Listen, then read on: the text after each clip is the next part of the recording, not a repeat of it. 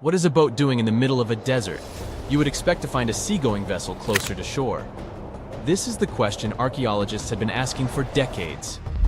In 1988, there was a storm near one of the most important archaeological sites in ancient Egypt. A wooden structure emerged from the sand. It was hollowed out by termites. Scientists were determined to solve its mystery. In 2000, they began excavating the site near Abydos, Ubidos. An American team of experts soon discovered a boat that was 70 feet long, and it wasn't alone. In total, there were 14 boats neatly resting next to each other. It was impossible to completely dig out the boats because of their poor condition. Luckily, the wood was preserved enough to get a sample. Analyses revealed that the boats were around 5,000 years old, the oldest fleet in human history to this date. The time of their construction predates the pyramids at Giza by half a millennium. Each ship of the fleet rested in a vault that matched its dimensions. The room was roughly a third of the size of a tennis court. It had mud brick walls that featured more than 120 drawings of boats. Ancient Egyptians incised them on whitewashed walls that were excellently preserved. Scientists have known about these mysterious chambers for well over a century. 1901, 1902. A British archaeologist, Arthur Weigel, stumbled upon a strange structure west of the River Nile. His team caught a glimpse of the interior walls. Sadly, a section of the roof collapsed, so they had to call off further exploration. Researchers abandoned the site, but its location remained on the maps. The boat's position first led scientists to think that they rested on a bank of the mighty Nile. But there was a problem with this theory. Today, the river flows almost 7 miles west of Abydos. Further studies of the surrounding terrain showed the Nile didn't change its course throughout history. Also, if the boats floated near a dock, they would be in unstable positions. The 14 vessels at Abydos were perfectly parallel to each other. There was only one conclusion possible. Someone had deliberately placed them like that. They must have gone through a lot of effort. Each boat had enough room for up to 30 rowers. These vessels could really float. They weren't models, but scholars still don't know if they actually sailed any body of water in ancient Egypt. This doesn't diminish the importance of the find. Previously, archaeologists found only small-scale models. In King Tut's tomb alone, there were 35 boat models. For a long time, these figurines were the only clues as to how ancient Egyptian vessels looked like. The boat's design confirms that they were the real deal. They are the earliest surviving examples of something called built boats. Ancient people constructed primitive vessels by hollowing out large tree trunks. The alternative was reed that was tied together to form a raft. The boats at Abydos had planks tied together. This was a major breakthrough in shipbuilding. During their lifetime, the boats must have seemed impressive. Timber was a valuable commodity at the time. There was no wood in the desert. Cedar had to be imported from Lebanon. The only person who could afford such luxury was the pharaoh. Studying the area around the ancient fleet provided more answers. Scientists discovered a mud brick structure where Egyptians worshipped the pharaoh. Its approximate date of construction matches that of the wooden boats. The same bricks out of which this building was made were used to encase the fleet. At the time of their construction, the rooms they were stored in had a ceiling. That's the section that archaeologists stumbled upon in the early 20th century. Just like mummies and coffins, these marvelous ships rested inside splendid vaults. The exterior of these rooms was also impressive. The outer walls originally had a plaster of white limestone. It reflected sunlight. In the desert sun, the structure housing the boats must have shone from miles away. Ancient Egyptian builders used the same technique to cover the pyramids 500 years later. Today, their surface looks jagged, but it wasn't always like this. When they were constructed, the pyramids had a top layer of fine white limestone. Their surface was smooth and it gleamed in the sunlight. Instead of stairs, the outer layer of the pyramids was more of a sleek ramp. Archaeologists were left with one final question. Which pharaoh owned the fleet? The answer lay just a mile from the site. This is where the tomb of a pharaoh from the 5th dynasty rested, King Senwosret III.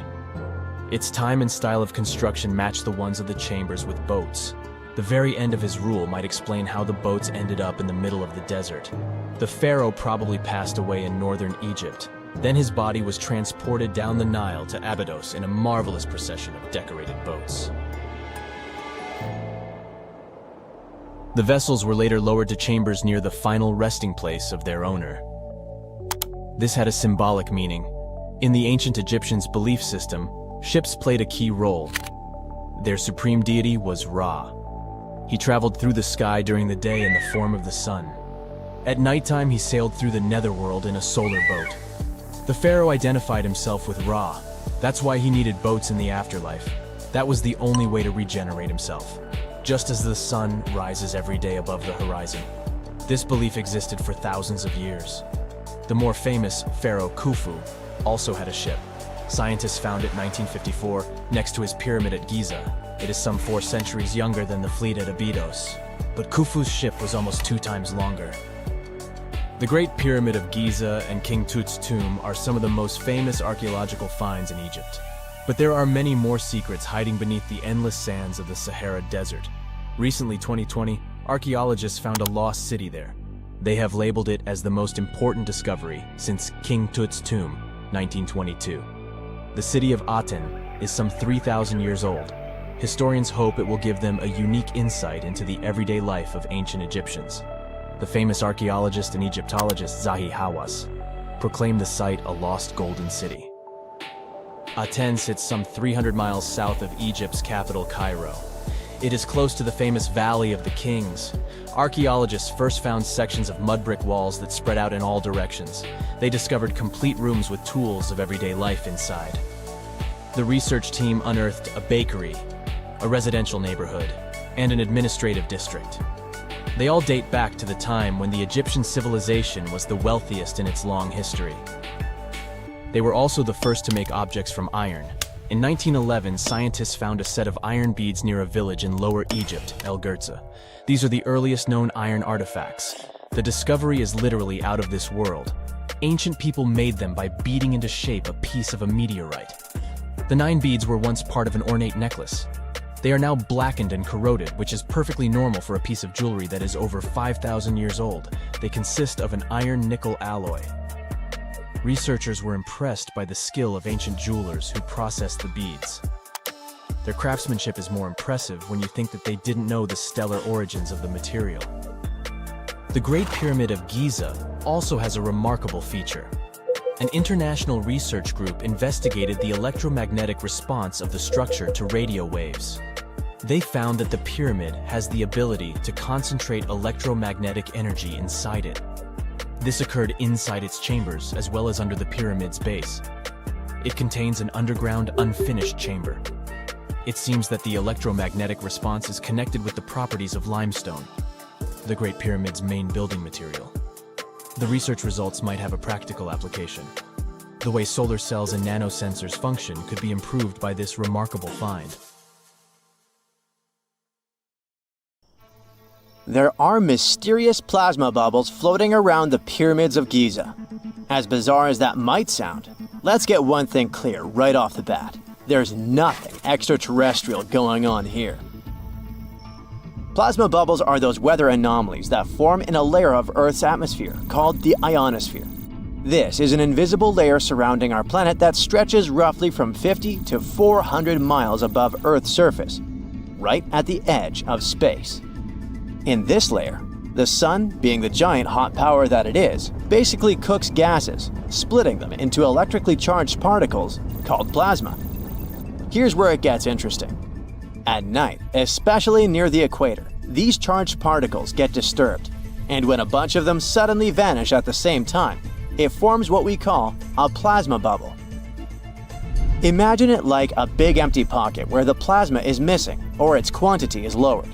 But it's only considered a plasma bubble if this phenomenon occurs on a large scale, typically around 62 miles in size.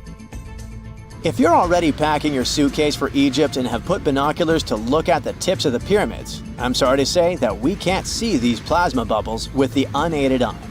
It's all happening way above our heads, completely invisible to us. Scientists need to use special equipment, like the Latitude Long-Range Ionosphere Radar, or LARID, to detect these bubbles. This advanced technology helps researchers track and observe the movement and formation of plasma bubbles in real time. This formation, by the way, can be triggered by solar storms. That brings us to November 2023, when an impressive solar storm occurred.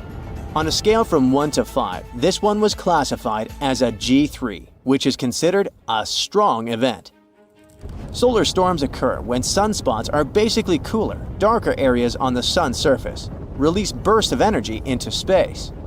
These flares triggered several geomagnetic storms on Earth. While this might sound like doomsday stuff, it didn't disrupt our daily lives too much.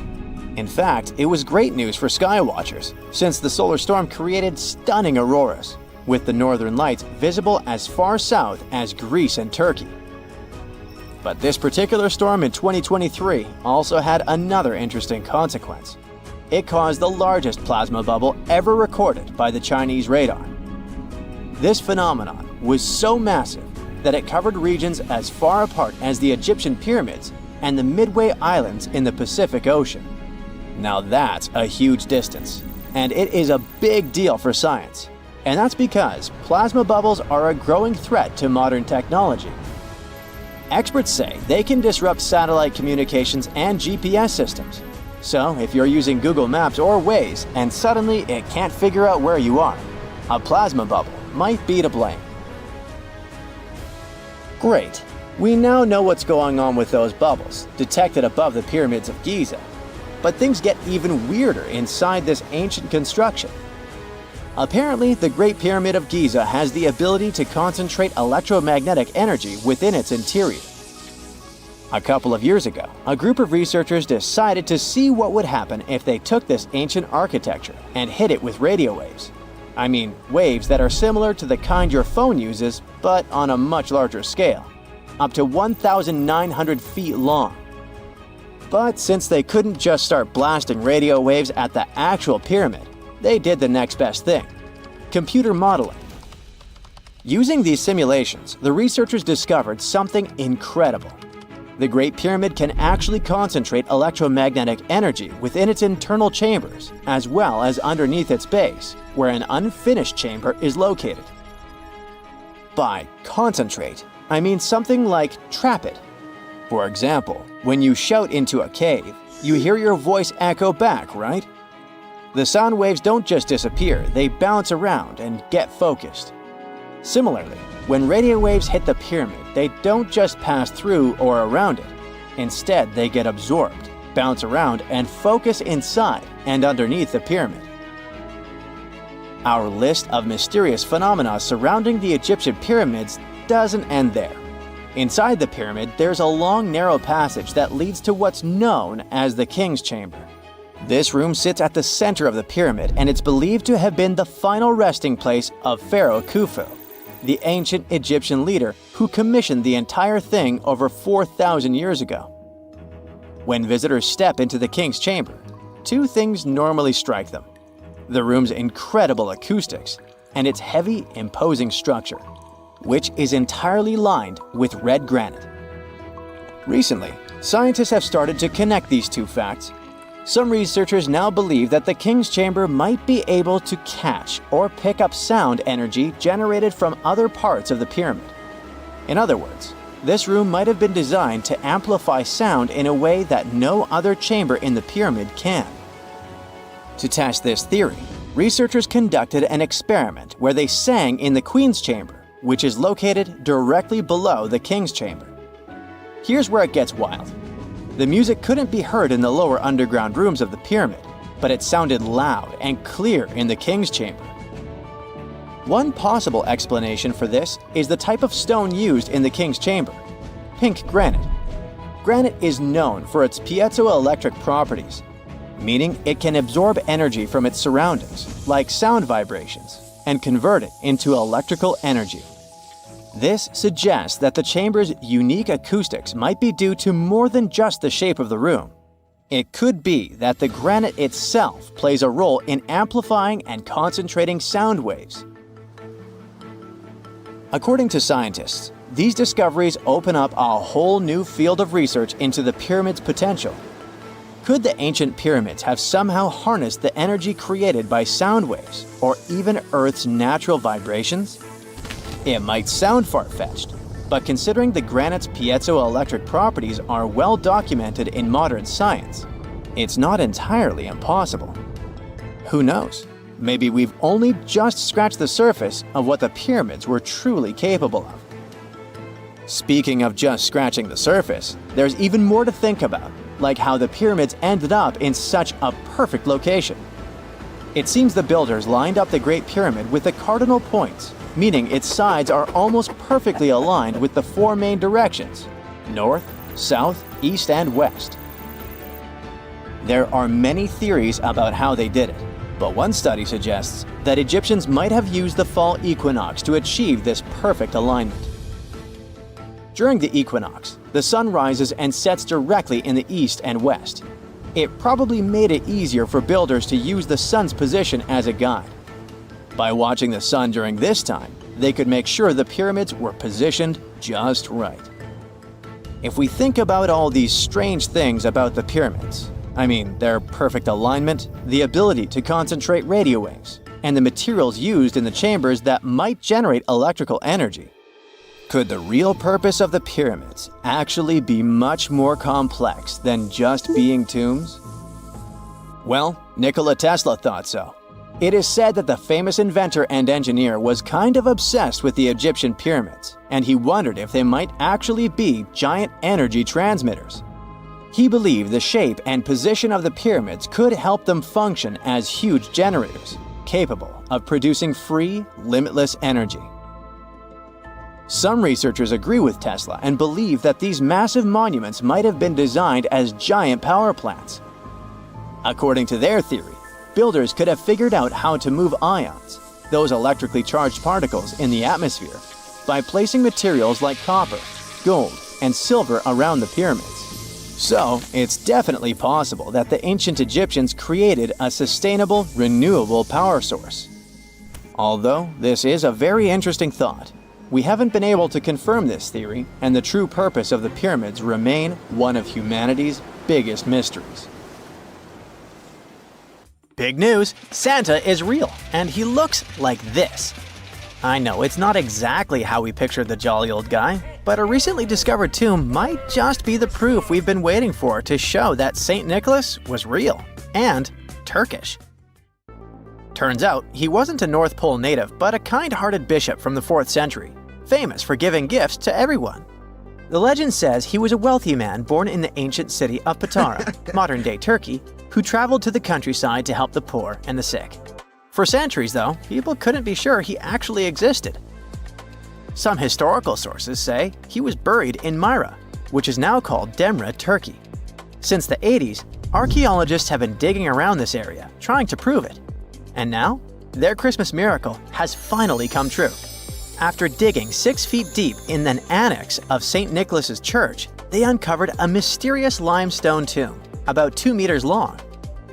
While they're pretty sure this is St. Nick's final resting place, they're still searching for an inscription to confirm its exact age. Now, if we're talking about the fictional Santa Claus, legend says his home is in Lapland, Finland. Back in 2018, archaeologists made an interesting discovery that could finally prove that Santa was real. They were digging at a site called Tiny Aro when they stumbled upon about 200 burial pits. But when they looked inside, there was definitely no sign of Santa. Actually, there were no human skeletons at all, just a bunch of things like pottery and animal bones. So no one really knows what this place was. That was the complete opposite of what happened with a group of archaeologists working in the ancient city of Petra, Jordan. Since 2003, there have been rumors about hidden chambers beneath the famous monument called Al-Khazneh, also known as the Treasury. 21 years later, a team finally decided to dig and uncovered an intact tomb.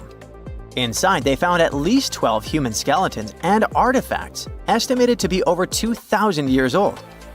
Hundreds of thousands of tourists travel to Al-Khazneh every year, and most of them probably go there to see the site of the Holy Grail in the movie Indiana Jones and the Last Crusade. So, do you want to know the funny part? One of the skeletons in the tomb was clutching a ceramic chalice that looked a lot like the Holy Grail. You probably remember the devastating fire that caused massive damage to Notre Dame in Paris back in 2019. Because of that, the building, originally built between the 12th and 13th centuries, had to be restructured. But archaeologists saw it as a golden opportunity to dig into the site and uncover its hidden secrets. The team was only allowed to dig about 16 inches beneath the floor, but that was enough. As soon as they removed the floor tiles and cleared away a thin layer of dirt, they spotted the top of a lead coffin. Then, they found some limestone sculptures, including life-sized heads and torsos. Altogether, they uncovered over 1,000 fragments of different works of art. Ancient statues have been found in the most random places, including a sewer. In July 2024, Bulgarian archaeologists were checking a Roman sewer in the ancient city of Heraklia when they found a nearly 7-foot-tall marble statue of Hermes, the Greek messenger deity. This town was completely devastated and abandoned after 2 earthquakes, one in the year 388 and the other in the year 425.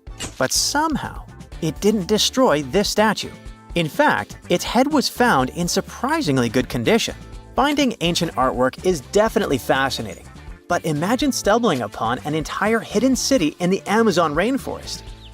Using high-tech lasers, researchers uncovered a lost civilization with thousands of structures and a whole network of roads, canals, and houses, all buried beneath the dense jungle. This city was built around 2,500 years ago, in an area located in the shadow of a volcano, which, by the way, could have erupted and destroyed this civilization at some point.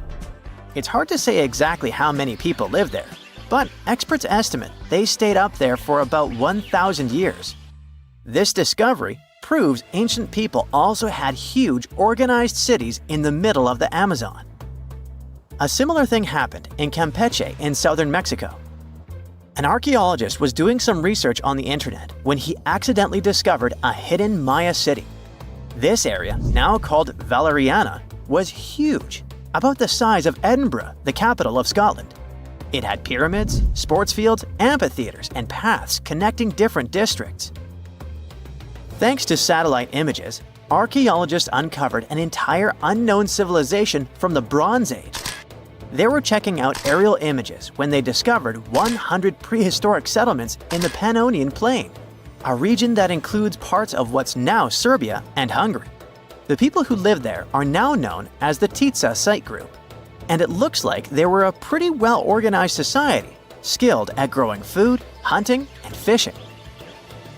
Google Earth helped a team to uncover a mysterious set of 400 ancient gates in Saudi Arabia. These gates, scattered across the desert, are thought to be from thousands of years ago. They're made of stone and arranged in weird formations that have left archaeologists scratching their heads. I mean, they don't look like they were meant for funerals, and they don't seem like structures where people lived. So, we still have no idea what they are. Technology is really changing archaeology. Thanks to artificial intelligence and, well, a $1 million prize, we've finally been able to decipher part of an unreadable and super damaged ancient scroll. The Herculaneum scrolls were discovered by workers digging up the ancient town of Herculaneum near Pompeii in 1752. But their condition was so bad that, for years, they were considered indecipherable. Thankfully, AI has helped unveil their secrets. Based on the studies so far, experts believe that one of these scrolls was written by a philosopher who valued pleasures, like music and food, above all else. No doubt, Stonehenge in England is one of the most mysterious places on Earth. Some theories even suggest it was built by extraterrestrials. After more than a century of research, archaeologists are still figuring out how it came together. See that big altar in the middle? Turns out it came all the way from Scotland. And that's pretty wild, considering this massive sandstone block weighs over 6 tons, and the people who built Stonehenge more than 4,000 years ago didn't have the luxury of wheels or modern tools. We can find some pretty amazing stuff in the oceans too. In 2013, a mysterious shipwreck was found about 20 feet underwater off the coast of Kenya. At the time, no one knew where it came from, but now, researchers are pretty sure this could be a ship from Vasco da Gama's fleet. You know, the famous Portuguese navigator, best known for being the first to sail from Europe to India by rounding Africa's Cape of Good Hope. If it's confirmed, this shipwreck could be one of the earliest European shipwrecks in the Indian Ocean. Ancient treasures can take many forms, including a bottle. Recently, archaeologists in Norway uncovered a 150-year-old message in a bottle during an excavation of a Viking burial mound. The bottle contained a letter written by Anders Lorange, an archaeologist who worked on the site back in the 1800s, along with his business card and a few coins wrapped in paper. The letter gave some details about the excavation, though it seems Lorange got a few things wrong, like the exact number of Viking shields discovered. At the end of the letter, he wrote a personal note in runic script, "Emma Gade, my girlfriend." So it gave us not only insights into history, but also a peek into his love life. The first photograph was taken in 1826. Yeah, there I am, way in the background. I'm waving. From then on, we've had countless images taken all over the world. Back in the day, if you really wanted your portrait taken, you needed a painter to help you with it. You would have had to stand still for long periods of time, making sure the light was just right. And let's face it, those portraits weren't really as exact. Maybe you'd have asked for your eyes to be a bit brighter, or your lips a bit poutier. When it comes to famous people in ancient history, there's not much we can do in terms of photography. It's simple, there aren't any pictures or famous ancient people. We can try to imagine what they look like based on their paintings or on texts written about them by highly regarded scholars. Fortunately, more and more as years go by, this lack of knowledge will become a thing of the past. Enter forensic facial reconstruction.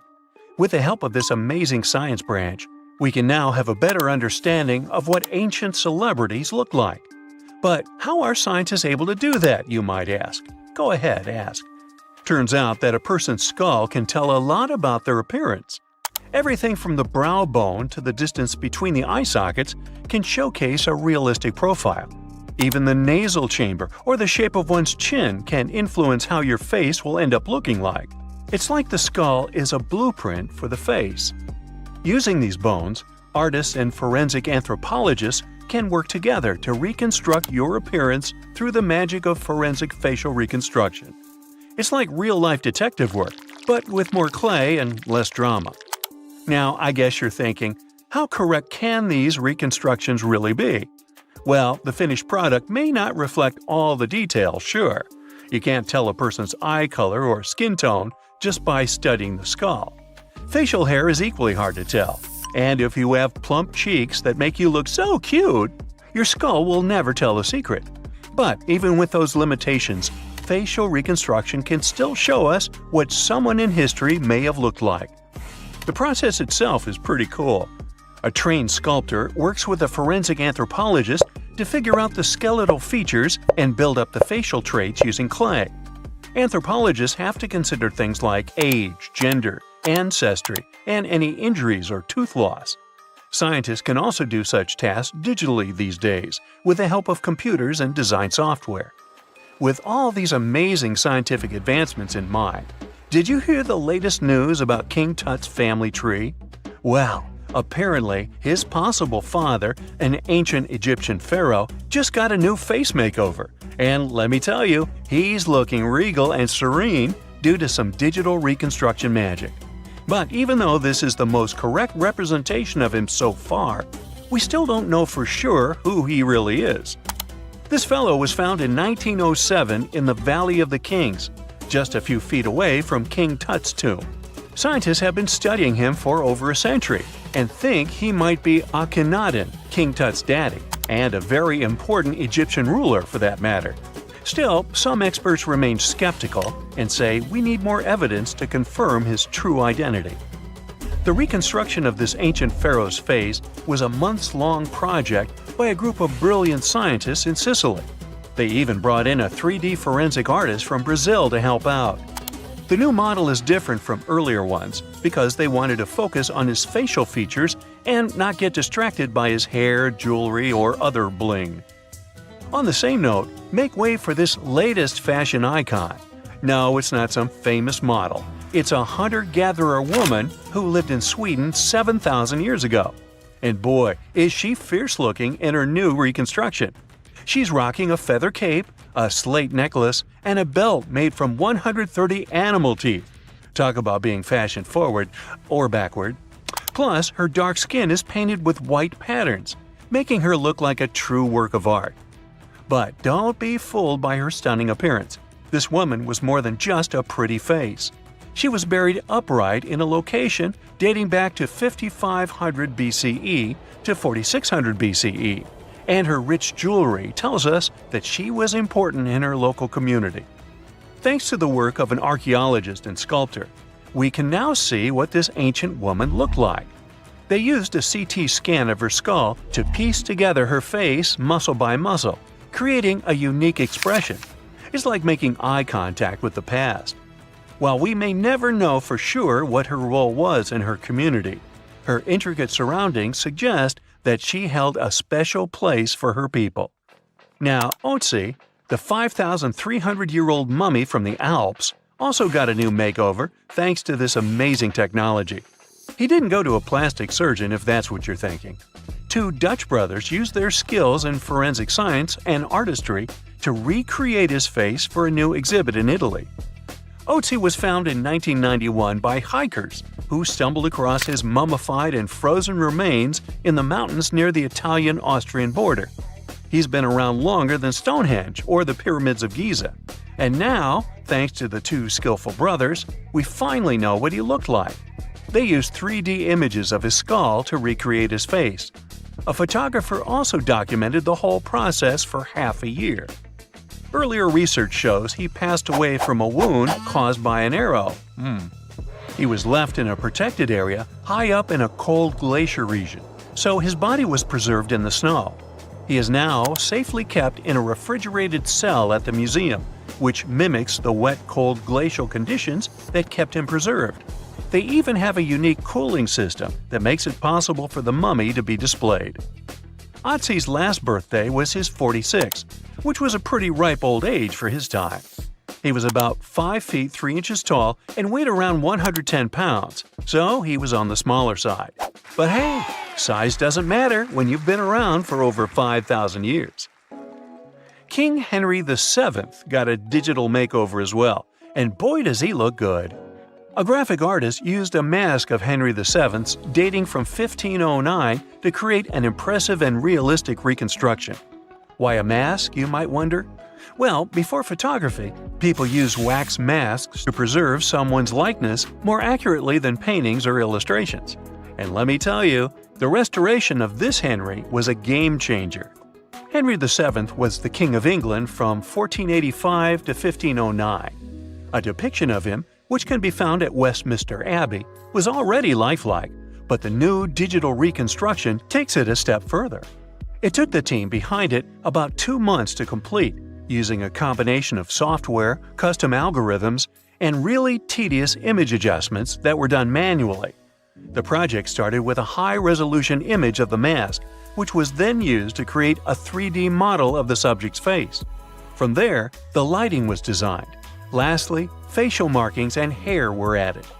But what's even more fun is that a beard was added to Henry VII's face too, since men during that era were commonly bearded, wore a beard. We'll never know for sure if he was bearded or not, but it's a hilarious touch that adds to the character of the reconstruction. The same team has also created facial reconstructions of other historical figures, like Mary, Queen of Scots, or Oliver Cromwell. These masks are like secret passages to another time, if you think about it. It's amazing how technology can take us back thousands of years to see faces we've only imagined. And who knows, maybe in a few hundred years, someone will recreate our faces from a selfie we took. 1,000 years ago, near modern-day St. Louis, Missouri, there was a vibrant, bustling city called Cahokia. It was a Native American city, the largest and most influential one in Mississippian culture. At its peak, around 1050 BCE, Cahokia was home to as many as 30,000 people, making it larger than Paris at the time. But what's interesting is that Cahokia didn't have any big marketplace. Usually trade was the backbone of any big city, yet this one stood out for archaeologists. That's because Cahokia wasn't about commerce. It was about culture, community, and parties. The people who lived there threw massive parties that would last for days. The city's grandest feature was its 50-acre plaza, surrounded by amazing earthen pyramids. This massive space could hold over 10,000 people. Imagine them all gathering there for festivities, dancing, drinking coffees and teas, feasting on deer, and betting on sports. The events were super lively. Cahokians would wear awesome costumes, style their hair in interesting ways, and decorate their bodies with tattoos. Athletes were playing a game called Chunky, where they hurled spears at a rolling stone disc, competing to get as close as possible. The roar of the crowd filled the air, and performers showed off their skills. These celebrations were so wild, they left traces in history. After the parties ended, Cahokians cleaned up by tossing leftovers into pits. Archaeologists have uncovered these waste pits, and they were filled with food remains and pottery. One pit alone contained the remains of 2,000 deer, and that's from a single event. They also found traces of yaupon holly, a caffeinated plant that was traded from hundreds of miles away. This just shows how much effort and thought Cahokians put in their celebrations. Would you like to live in a city like this? But aside from all the fun and games, Cahokia was also deeply complex and spiritual. The city was built on a landscape that mixed dry land with swampy patches. Many people believed that this symbolized the connection between the world of the living and the dead. The people of Cahokia saw their city as a bridge between these two realms. They built earthen mounds, both for ceremonies and rituals, and as construction support. These mounds rose from the swampy areas. Meanwhile, people settled in the drier spots. Elevated pathways connected these neighborhoods, creating a physical link between life and death. Isn't it sad that some ancient metropolises that rival modern cities in scale just disappeared? Cahokia's story came to a quiet end around 1350 CE, when the city was abandoned, all due to changes in environments and weather, floods, and other problems. But the influence of Cahokia was so big, it spread to distant places. Some of their traditions, like Chunky and Yaupon tea, have survived in native communities to this day. Today, Cahokia is a UNESCO World Heritage Site, and it's not the only megacity we lost. About 5,000 years ago, people in the Indus Valley built some of the world's first cities. Mohenjo-Daro was an ancient city in what is now Pakistan. The city was built around 2500 BCE, and back then, it was a thriving hub of the Indus civilization. Sure, it was much smaller than modern cities, but it was quite huge at the time, around 40,000 inhabitants. It looks like the locals were crazily strict and disciplined people. The city's planning and organization were incredible. It was laid out in a grid pattern. Streets and important buildings aligned along the north-south axis, probably to match the movement of the sun and moon. They also built one of the most advanced systems for water and waste management of their time. The city had about 700 wells. Nearly every house had its own. Most homes also had private bathrooms with drainages and even underground sewers. This shows how skilled these people were at staying clean. And with all this discipline, it looks like there were no kings, queens, or even a central government. They could still have some authority, like local elites or elected officials, just not a classic strict monarchy or religion. Instead, people there cared about simplicity and order. They basically managed themselves, having standardized ways of doing things, from the way tools and potteries were made to how they traded. Which is why, unlike many other cities, Mohenjo-Daro didn't have grand palaces, temples, or monuments. Instead, they had public areas known as citadels. People gathered at citadels for rituals, meetings, and storage of grain. And it seems like this way of life worked perfectly. Scientists found some seals and weights, which means the economy was well regulated. Archaeologists found some intricate artifacts like ivory, lapis lazuli, carnelian beads, and gold jewelry. Another famous find is the small bronze statue known as the Dancing Girl, which was discovered in 1926. Mohenjo-Daro wasn't poor at all. And they also pulled off some awesome buildings. Staying clean was clearly way more important to them than displays of wealth or power. So they created the Great Bath, one of the most famous structures in the city. It's a large, watertight pool built with baked bricks, perched on a mound of earth, being almost a religious place, the closest thing they had to a temple. Meanwhile, the city itself was built on a series of mounds. They grew taller over the centuries as people added new houses and structures. Why did the city fail? No one really knows. There's something mysterious about the sculptures archaeologists found. Many of them seemed intentionally broken. This means the city's later inhabitants, maybe invaders or something, destroyed them for some reason. Some scientists think that the Indus River may have shifted course, disrupting agriculture and trade. But there's no evidence of a flood or any big event like this. It just seems like, over time, the entire Indus civilization just gradually faded away. By 1900 BCE, the culture had shifted and didn't leave much behind.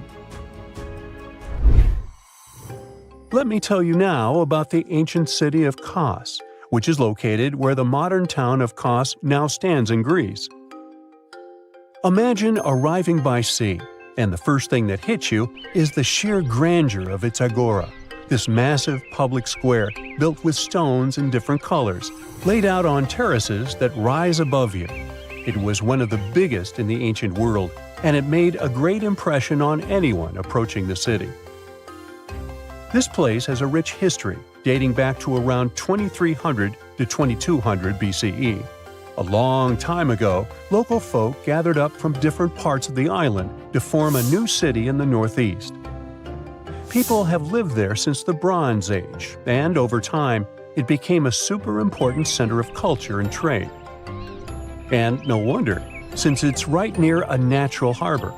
The harbor was sheltered by two breakwaters, and people built some of the most important religious sites there, including the sanctuaries of Aphrodite and Hercules. Kos wasn't just beautiful, though. It had some brilliant design. The whole city was laid out in a neat grid, with streets crossing each other at perfect right angles, literally looking almost like a modern city. Thanks to this, moving around was super easy, and the blocks, or insulae, were big enough to fit several large houses. Kos remained largely unchanged until the 6th century CE. Over time, it started gradually shrinking in size, confined within the walls of what is now the Chora neighborhood. Meanwhile, Palmyra was an ancient city built around a beautiful oasis sometime around the 3rd millennium BCE. Originally known as Tadmor, this city flourished as a major stop on the Silk Road, linking the Near East with Asia. It was a thriving center of trade and culture. They had a marketplace, assembly buildings, grand gates. In other words, this place was bustling with life. The city has been through many hands throughout its history, from the Byzantine to Arab caliphates, which is probably why it had some awesome architecture. An interesting blend of Greco-Roman, Persian, and Arabic vibes. The Temple of Bel, the Great Colonnade, and a Roman-style theater. But, like all the others, it decayed over time. Palmyra's importance faded, and by the early 1400s, it had been largely destroyed. But at least its ruins remained. Right now, they're a UNESCO World Heritage Site. Back in December 2012, a lot of people were freaking out over the idea that the world might end in some catastrophic event. And it was all thanks to the famous Maya calendar. This ancient way of tracking time had been the subject of endless speculation. But one of its biggest mysteries was definitely an 819-day count found in some versions of the calendar. No one could explain why it was there or how it worked, until recently, when a group of researchers from Cambridge might have finally cracked the code. First things first, how does the Maya calendar work? So the system the Maya civilization used to track days was based on something we now call the calendar round. Think of it like 3 interlocking gears. These are 3 cycles working together. The first is a 365-day solar year, known as Hab. The second is a cycle of 20 names. And the third is a cycle of 13 numbers, which forms a 260-day sacred calendar, called Solkeen. Just like we'd say something like December 25th, 2025, they named their days based on how these 3 cycles lined up.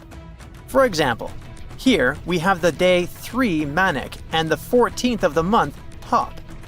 It takes 52 years for the 3 cycles to align in the same way again. After that, the days start repeating. But this is where things start to get more complicated and mysterious. On some Mayan monuments, we have also found enigmatic inscriptions pointing to the existence of another cycle, the 819-day count. There are about 20 examples of these inscriptions, mostly found in places like Palenque and Yaxchilan in Mexico. So it didn't seem random at all, and this calendar must have been hiding a big secret. Early research showed that the 819-day cycle was represented by one of 4 colors and the cardinal directions associated with them. Black was tied to the west, red to the east, white to the north, and yellow to the south. Researchers also discovered that this period of time could be broken down into 3 smaller cycles. One of 9 days, one of 7 days, and one of 13 days. Multiply them together, and you'd get 819 days. Pretty cool, but why did they do that? This color scheme and the 3 cycles seemed like a basic level of interpretation, and experts were pretty sure its real purpose was still hidden from us. Another thing researchers noticed is that this strange count of days was mostly shown using a Y glyph, followed by a number. But in some cases, they also added a glyph representing Kawil. This was a powerful Maya deity, often associated with creation and lightning. He was usually symbolized by a torch coming out of his forehead, representing the spark of life. But in the 90s, a study suggested that when Kawil's inscription showed smoke and fire coming from his forehead, it could actually represent the planets Jupiter or Saturn, or maybe even both. Wait, that means that the 819 days count could be linked to both planets in some way. From there, research focused on figuring out what that link might be.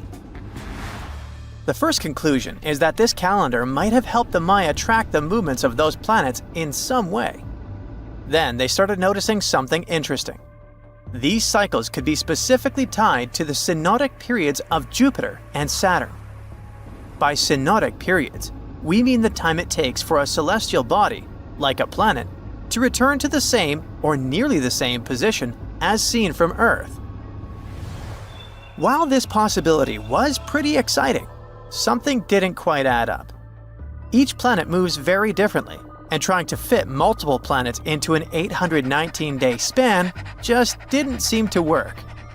In other words, this 4-part color-coded calendar system was simply too short to align perfectly with the synodic periods of the visible planets. So it looks like we're back to square one. This mystery had people scratching their heads for ages, until 2023, when specialists realized they might have been looking at it all wrong. Researchers actually needed to shift their perspective. Instead of seeing this system as 819 days, they needed to consider the number as representing timelines. And this period of time could be just a small part of a much, much bigger calendar. You see, as we said earlier, this cycle seemed to track the period when a planet became visible to people on Earth. To prove that these 819 cycles were timelines, not actual days, researchers needed a planet that could serve as a starting point to back up their theory. In this case, it was Mercury. And there's a pretty simple reason for that. Mercury's synodic period is 117 days, which fits perfectly into the calendar count. I mean, if you take 1819 and divide by 117, you get the number 7. So, Mercury is the only visible planet whose synodic cycle fits neatly into this period as whole numbers. Perfect. Now they had a solid starting point. From there, they needed to expand the calendar by increasing its length to 20 periods of 819 days. Suddenly, a pattern emerges. And just like that, all the synodic cycles of the planets fit perfectly into the system. For example, Saturn's synodic period from 378 days lines up perfectly after 6 819-day cycles. Venus aligns every 5 cycles. Jupiter every 19 cycles. And Mars, which takes the longest, needs 20 cycles. In other words, it takes about 45 years for Mars to align with the synodic periods of all visible planets. So, this is how researchers determined that the ancient civilization wasn't referring to days, but rather to timelines. The Maya astronomers came up with this count as part of a larger calendar system of 20 periods. But then a question comes up. Why was studying the synodic period so important to the Maya? Well, we don't have super specific answers about this mysterious calendar yet. But what we can say for sure is that the Maya truly believed in the powerful influence of the cosmos on daily life. So maybe they wanted to analyze how the movements of all the visible planets lined up with their other calendars. Of course, this system is just one part of the Maya's amazing and advanced understanding of astrology. And it wasn't just about using astrological cycles for planting and harvesting. They also had crazy specific knowledge, like how to predict solar eclipses. Archaeologists believe the Maya connection to the stars is reflected in the ruins of their world. Take the famous pyramid in the ancient city of Chichen Itza, located in Mexico's Yucatan Peninsula. If you look closely at the base of its staircase, you will see a snake's head carved in stone. But here's the coolest part. During the spring and fall equinoxes, when day and night are exactly the same length, the sun casts sharp, triangular shadows on the staircase. It creates the illusion of a snake slithering down the steps. Another example of how they use their knowledge of astronomy in their temples is in Tikal, Guatemala. Built around year 1 of the Common Era, this pyramid is considered one of the Maya's earliest astronomical complexes.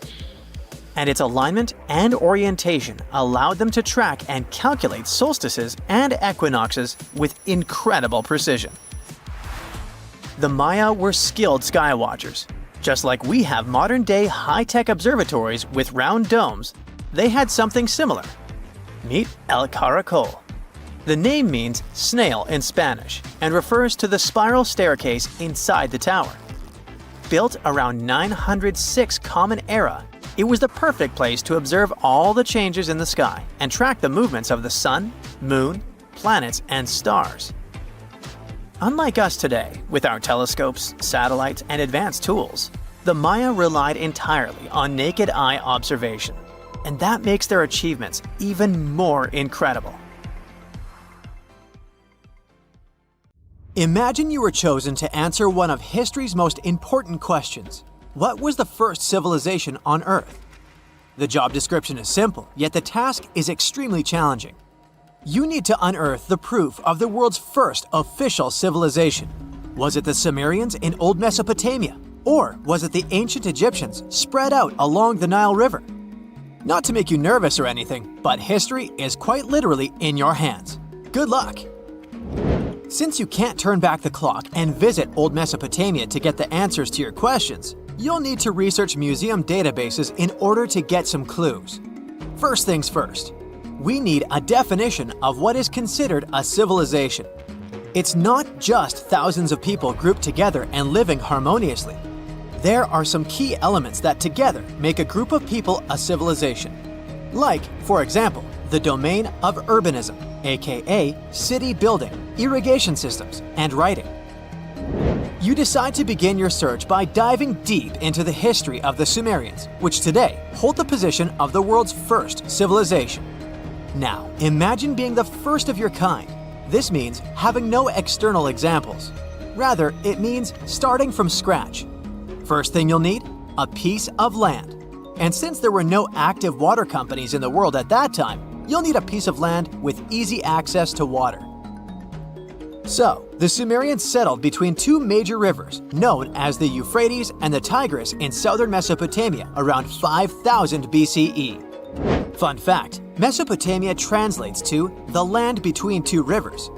On a modern-day map, it's more or less where Iraq is situated today. Together with land, a civilization needs ways to get food.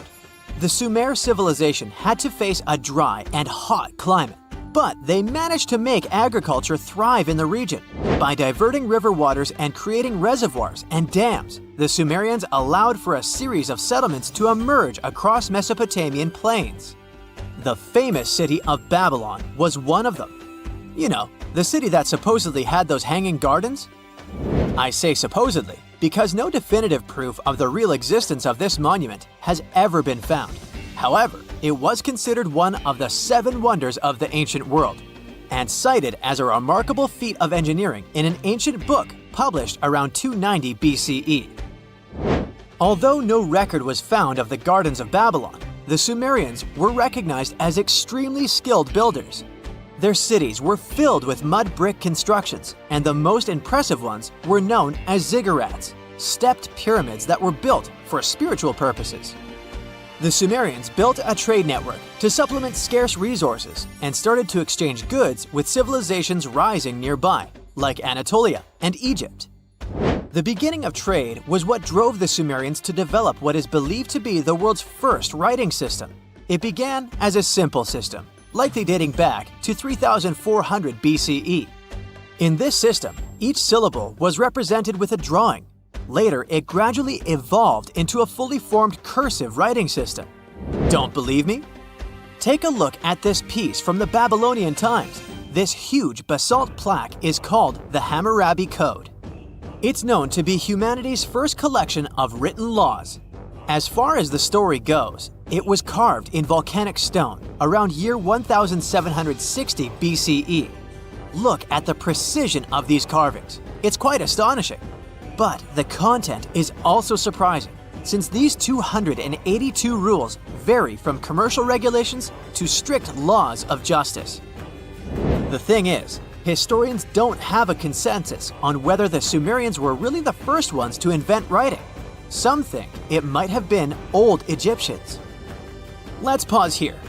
Ancient Egyptian settlements are believed to have started around the year 5500 BCE, which is earlier than the Sumer civilization. But remember I said a civilization needed a few things before it was considered as such. Ancient Egypt consisted of several smaller city-states, such as Memphis, Abydos, and Thebes, spreading out along the Nile River. It wasn't until 3000 BCE that Egypt was unified under one kingdom and lasted as an empire until nearly 1000 BCE. Although there is no consensus on this, some Egypt experts believed that it could have been Sumerian immigrants that founded early Egyptian settlements. The proof could be the presence of cylinder seals made of hard stone, something that was widely used in Sumer. These seals were used to guarantee authenticity in legal transactions, but it's hard to say whether this method was introduced by Sumerian immigrants or simply by trade. Since the time period is not one of the criteria we can use to determine who came first, we'll have to turn to something else. But what? Like the Sumerians, the Egyptians were also highly skilled builders. Duh, they built the famous Giza pyramids and many others all over their territory. In order to enhance their building techniques, they delved into developing a more profound understanding of mathematics. They developed a new form of measurement called the cubit, which was the equivalent of an arm's length. The Great Pyramid, for instance, is 440 cubits per 440 cubits. They were also innovative astronomers, combining their mathematical skills with attentive astronomical observation. They were the first civilization to use a 24-hour division of the day. And they even created a solar calendar, which was the first dating system in history to feature 365 days in 1 year. Okay, it's undeniable how impressive they were. But some experts say that the dispute has to be settled through the comparison of their writing systems. Hieroglyphic writing, the first Egyptian style of writing, is said to date back to 3000 BCE. It was a composition of over 700 symbols, which were carved in stone. For a long time, researchers believed that the Sumerian writing had come before Egyptian, but in a recent discovery made by Yale researchers claims otherwise. Archaeologists have discovered a panel of 4 signs that are believed to have been written around 3250 BCE. Oh, and they've also found another rock drawing depicting a pregnant elephant that can date back to 4000 BCE. Now, there's also a third possibility that fewer people seem to mention: the Indus Valley civilization, also known as ancient India, located around the area of modern-day Pakistan and India. The Indus Valley civilization is also a contender for the oldest civilization due to the uncertain historical origins of the Hindu collection of texts known as the Upanishads. The Indus Valley civilization flourished around 3000 BCE, but records show that people in the Indus Valley were trading with Mesopotamians as early as 3500 BCE. Now, wait a minute. How is it possible? No, they weren't time travelers. This isn't a sci-fi movie. There already were agricultural settlements in the area that were slowly growing into bigger cities, such as Harappa and Mohenjo-Daro. Ancient Indian cities were sophisticated, filled with baked brick homes built in a grid system. These ancient cities even had draining and sewage systems that connected most homes and used gravity to carry waste outside of the city. They were pretty advanced. They were also an extremely religious civilization, and Hindu beliefs were at the center of their practices. Despite that, their cities weren't filled with spiritual buildings. Actually, Mohenjo-Daro's most important building was a public bath. Interesting, huh? Now, why can't we know if they were the oldest civilization on Earth? Even if some historians suspect that the origins of the Indus Valley people can be traced back to 5000 BCE, there is no concrete evidence of this, only speculation. The best proof we have is the Upanishads. The Upanishads are texts filled with philosophy, mantras, and ceremonies. The thing is, part of Hindu practices included memorizing and passing down the wisdom of the Upanishads in oral form. So it took a while before it appeared as a written script. Well, I'd say historians aren't really sure what was the world's first civilization. We can only guess at this point, but who knows what new discoveries might reveal. When you think of an epic desert scene with blazing sun, endless dunes, and those magical little oases, you probably picture the legendary Sahara, right? But what if I tell you that 11,000 years ago, this vast expanse of hot sand looked totally different than it does today? Yeah, I don't know, I wasn't around then. But I'm told that back then, what we now call a desert was a lush paradise, brimming with lakes, rivers, grassy plains, and even woodsy forests. So, where did all this water go?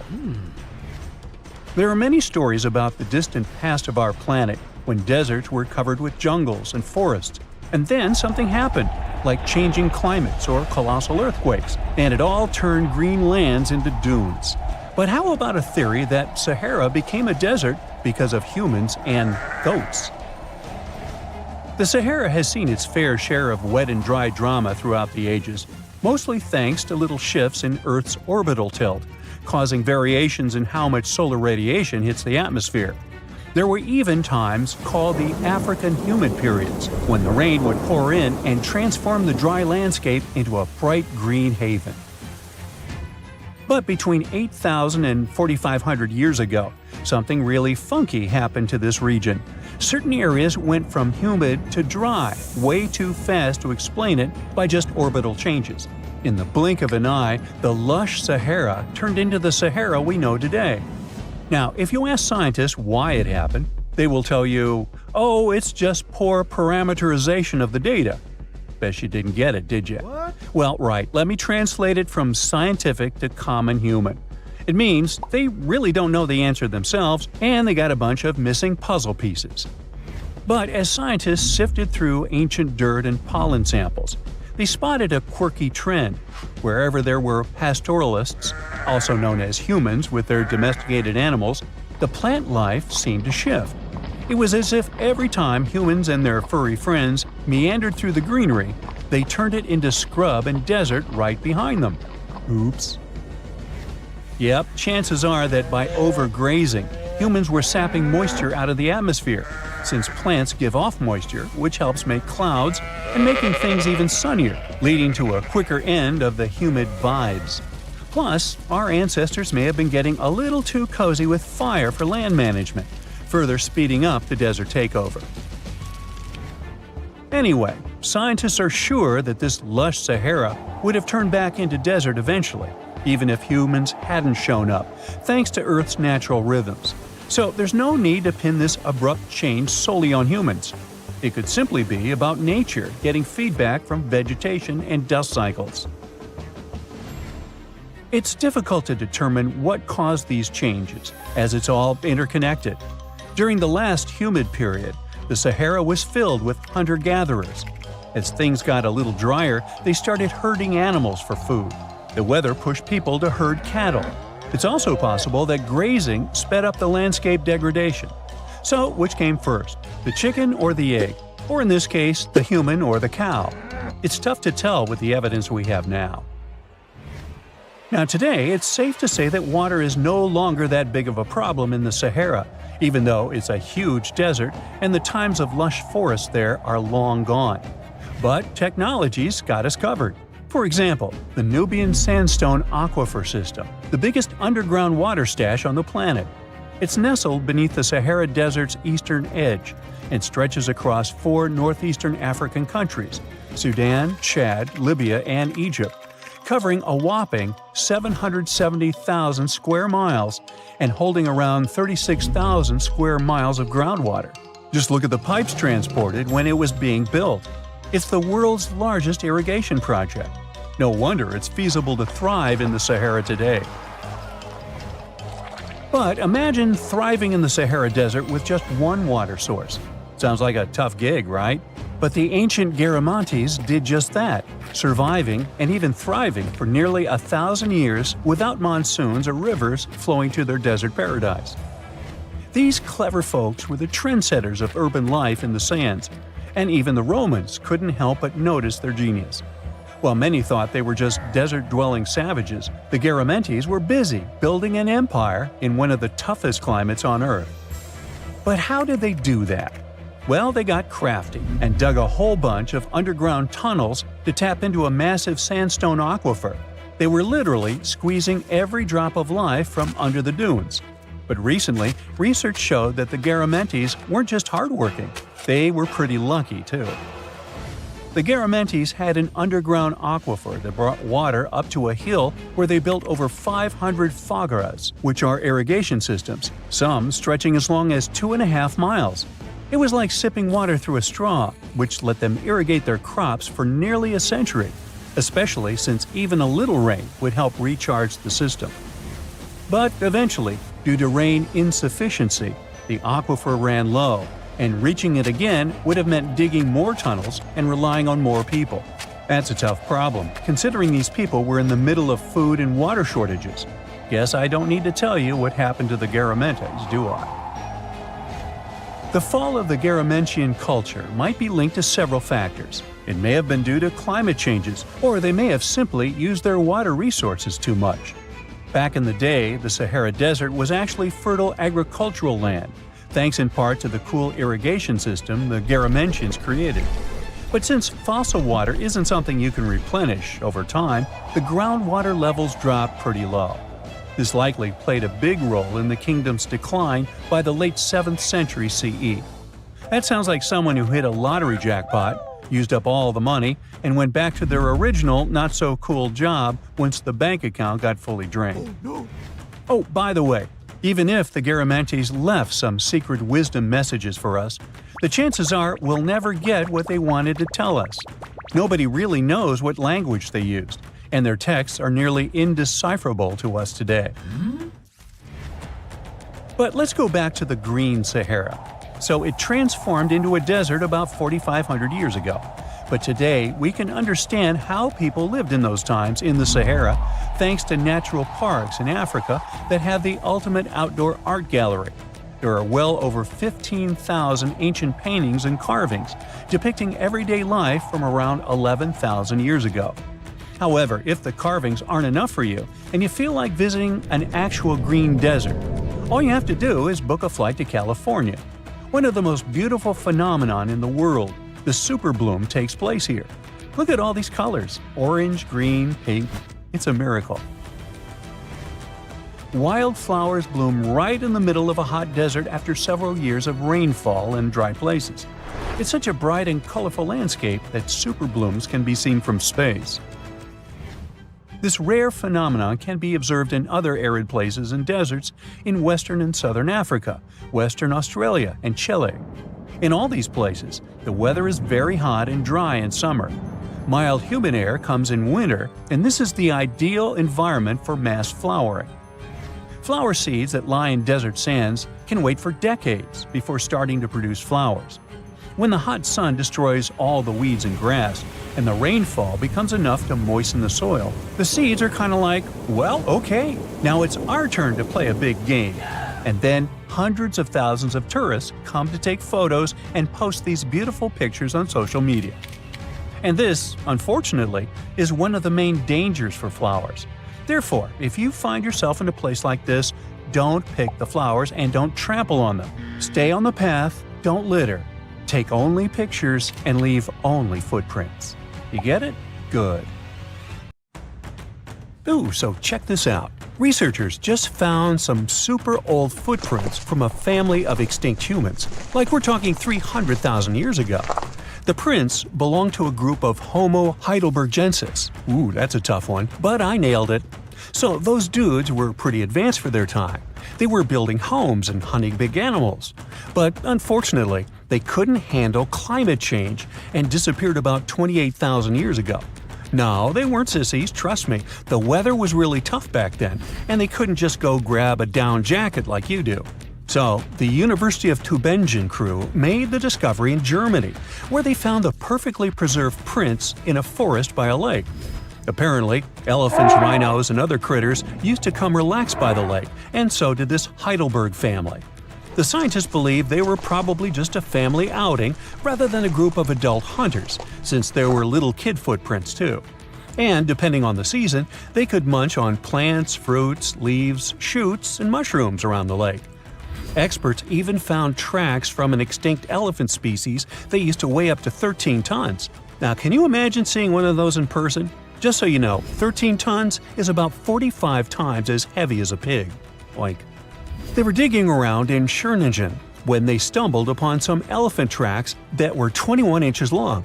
That's like the length of a really big ruler. They even found wood fragments in the ruts that the elephants had left behind. But wait, there's more.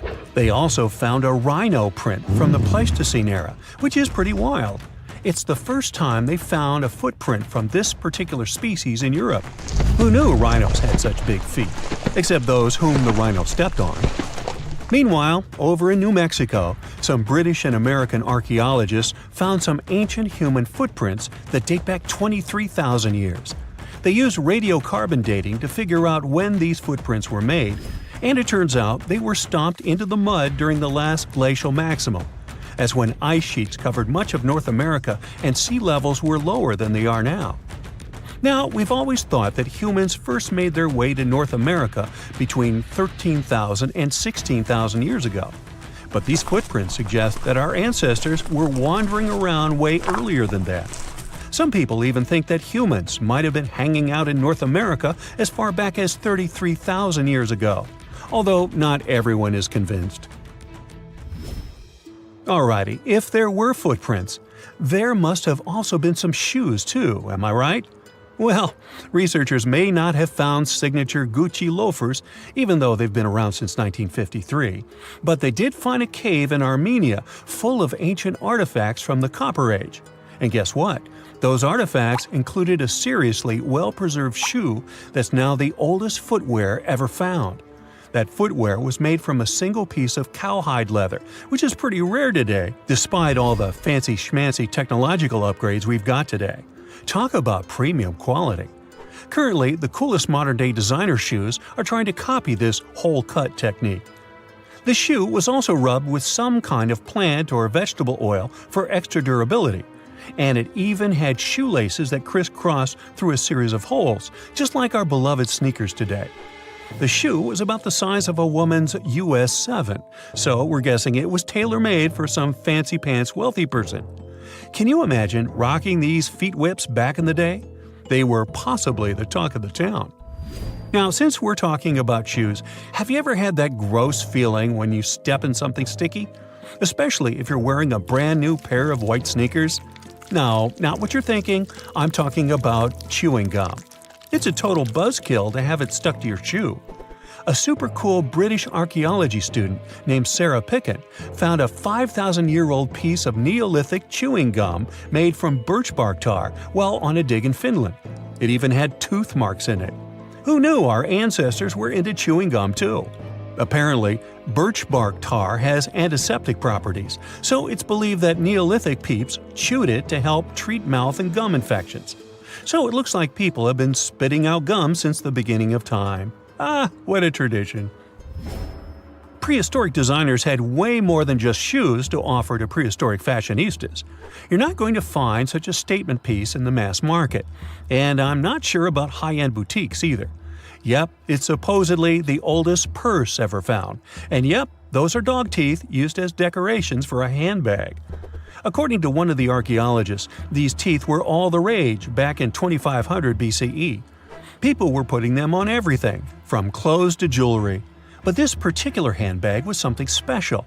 It had over a dozen sets of teeth and was super fancy, which means whoever owned it was perhaps a VIP. Unfortunately, the purse itself didn't survive the test of time. All that's left are these teeth, pointing in the same direction and looking like a modern-day handbag flap. It must have been truly chic back in the day, but it's a good thing we've moved on to more humane materials for our accessories. Did you hear about the dino-sized discovery on Yorkshire's coast? Yep, sometimes scientists discover not human footprints, but dino footprints. This time, they found a record-breaking dinosaur print that could have been left by a predator taking a break 166 million years ago. Can you imagine a T-Rex lounging on the beach with a smoothie in hand? This 3-foot-long fossil, spotted in Burniston Bay near Scarborough, is the largest ever discovered in the region. The team of researchers who studied the track concluded that it was made by a giant carnivore like a megalosaurus. That's one big and hungry dino. The footprint is the largest made by a theropod, which is a group of bipedal dinosaurs that includes the infamous Tyrannosaurus rex. So, we're talking about some seriously big and scary creatures here.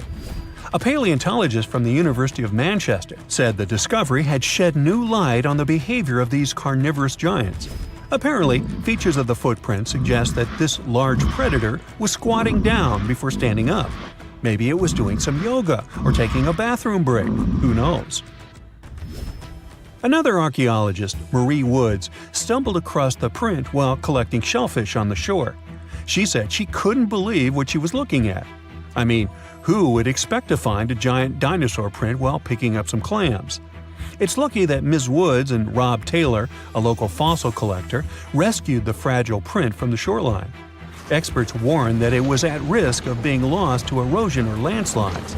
Now, plans are in motion for the footprint to go on public display at the Rotunda Museum in Scarborough. But there's some more dynamite news. Several drought conditions in Texas have revealed ancient dinosaur footprints that are over 100 million years old. Multiple dinosaur tracks belong to the dinos were recently discovered at Dinosaur Valley State Park in northwest Texas. The droughts have caused a river running through central Texas to dry up almost entirely, which is how these prehistoric prints were finally uncovered. This guy was a real beast, measuring 15 feet and weighing in at 7 tons. It used to roam the area over 113 million years ago, according to the state park. About 60 prints from this dino have been revealed due to the drought, with an estimated 140 tracks from the dinosaur in total. But that's not all. Prints from Serapium were also discovered. This creature was a massive 66 feet long and weighed about 48 tons when fully matured. Experts believe that the Acrocanthosaurus preyed on Serapium, which explains why their prints were found together. There's a weird thing though. Serapium was bigger than Acrocanthosaurus. Can any professors please explain to me why the smaller dude would munch on the bigger one? You've probably heard about the mysterious sea state of Atlantis. It was a high-tech utopia where people lived happily, but then something happened, and Atlantis disappeared from the face of the earth. Many people believe that this city lies at the bottom of the Atlantic Ocean. But what if we've been looking in the wrong place all this time? What if it's somewhere different from where they're trying to find it? What if all this time Atlantis was in the middle of the Sahara Desert?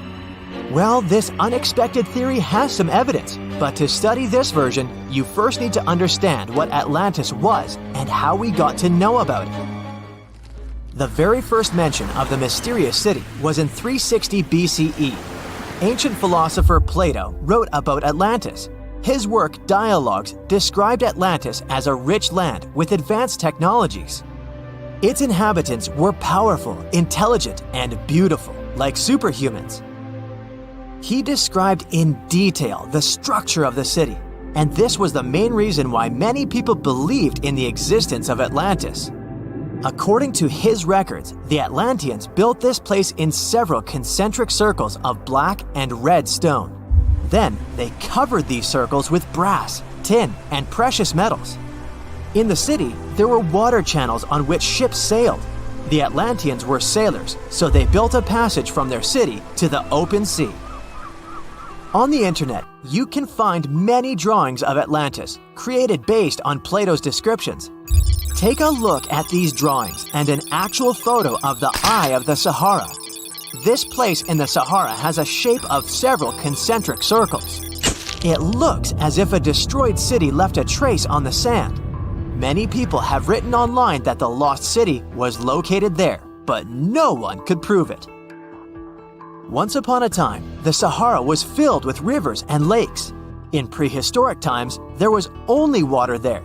So far, everything matches. The Eye of the Sahara was first discovered in the 1930s. This place was considered a crater from a fallen meteorite. But in the middle of the 20th century, scientists conducted a soil analysis and refuted the version with a fallen space rock. In the end, everyone agreed that this was a dome of molten rocks under which magma was raging. For millions of years, wind and water had been destroying the formed landscape and eventually made it look like perfect circles. But what if the Atlanteans once came to this place and used natural circles to build a city? In this case, we would have many traces and artifacts from this developed civilization. And yes, archaeologists did find some arrowheads, spears, oars, and other things there. But this has nothing to do with Atlantis.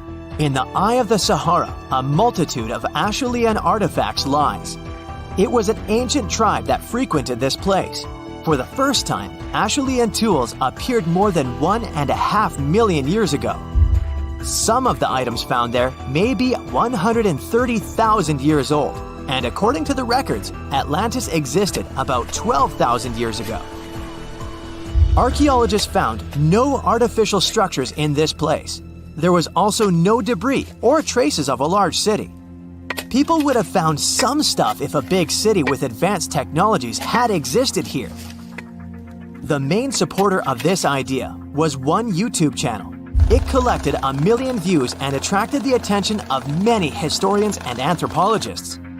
The theory that the Eye of the Sahara is Atlantis was quickly refuted.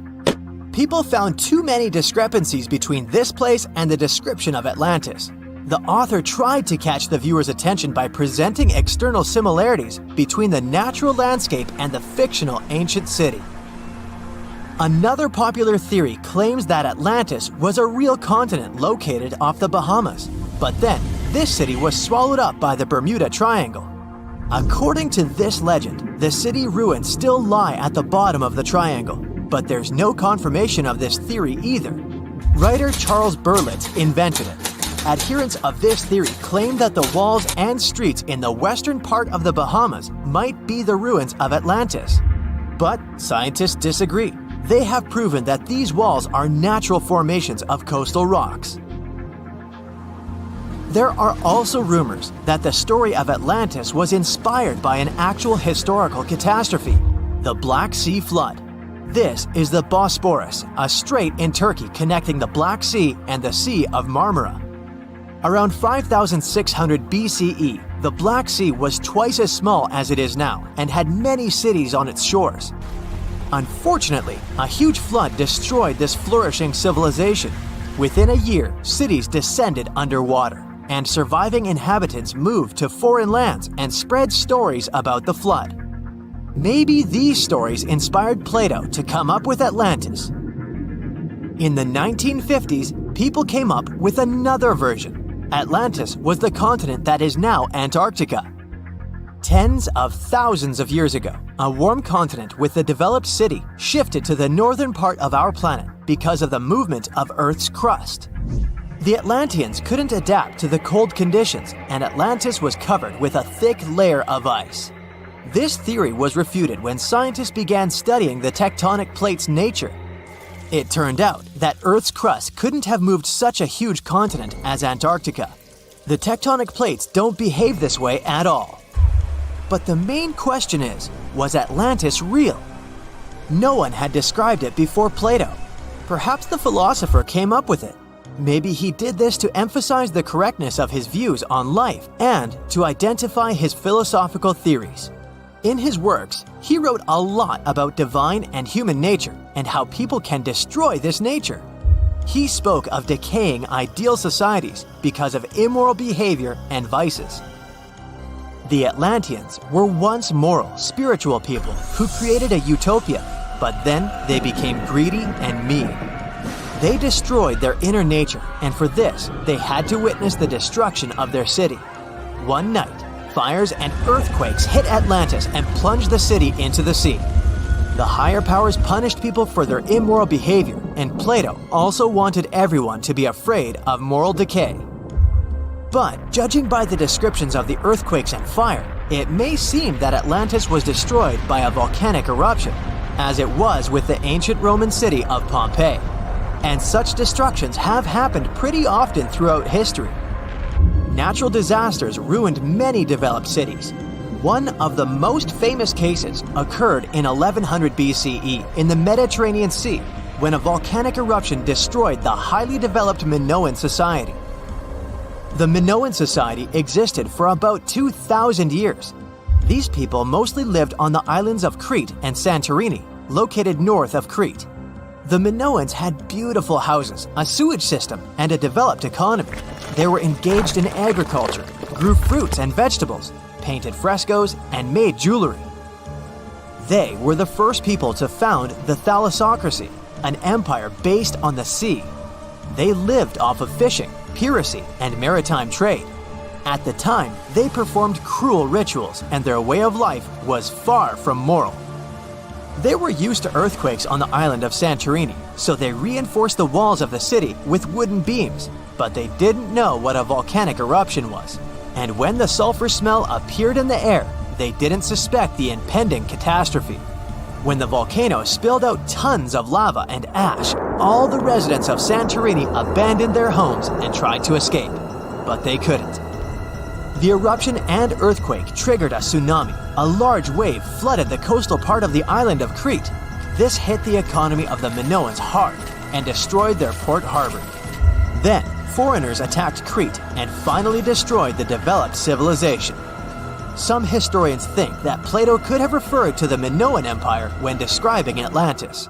Using their example, he showed how immoral actions could destroy people. In 1850, French scientist Auguste Mariette went to Egypt looking for manuscripts, but accidentally found a head of a sphinx sticking out of the dunes. He cleared the sand and figured out the Sphinx was guiding the entrance to some underground construction. Several months later, he finally entered the Serapium of Saqqara. Inside, he found an enormous granite sarcophagi with remnants of 64 bulls. Scientists are still amazed by the tech that the ancient Egyptians used to transport those enormous boxes. The Serapium was built around the year 3000 before the Common Era. It was an underground tomb built to honor the sacred Apis bulls of ancient Egypt.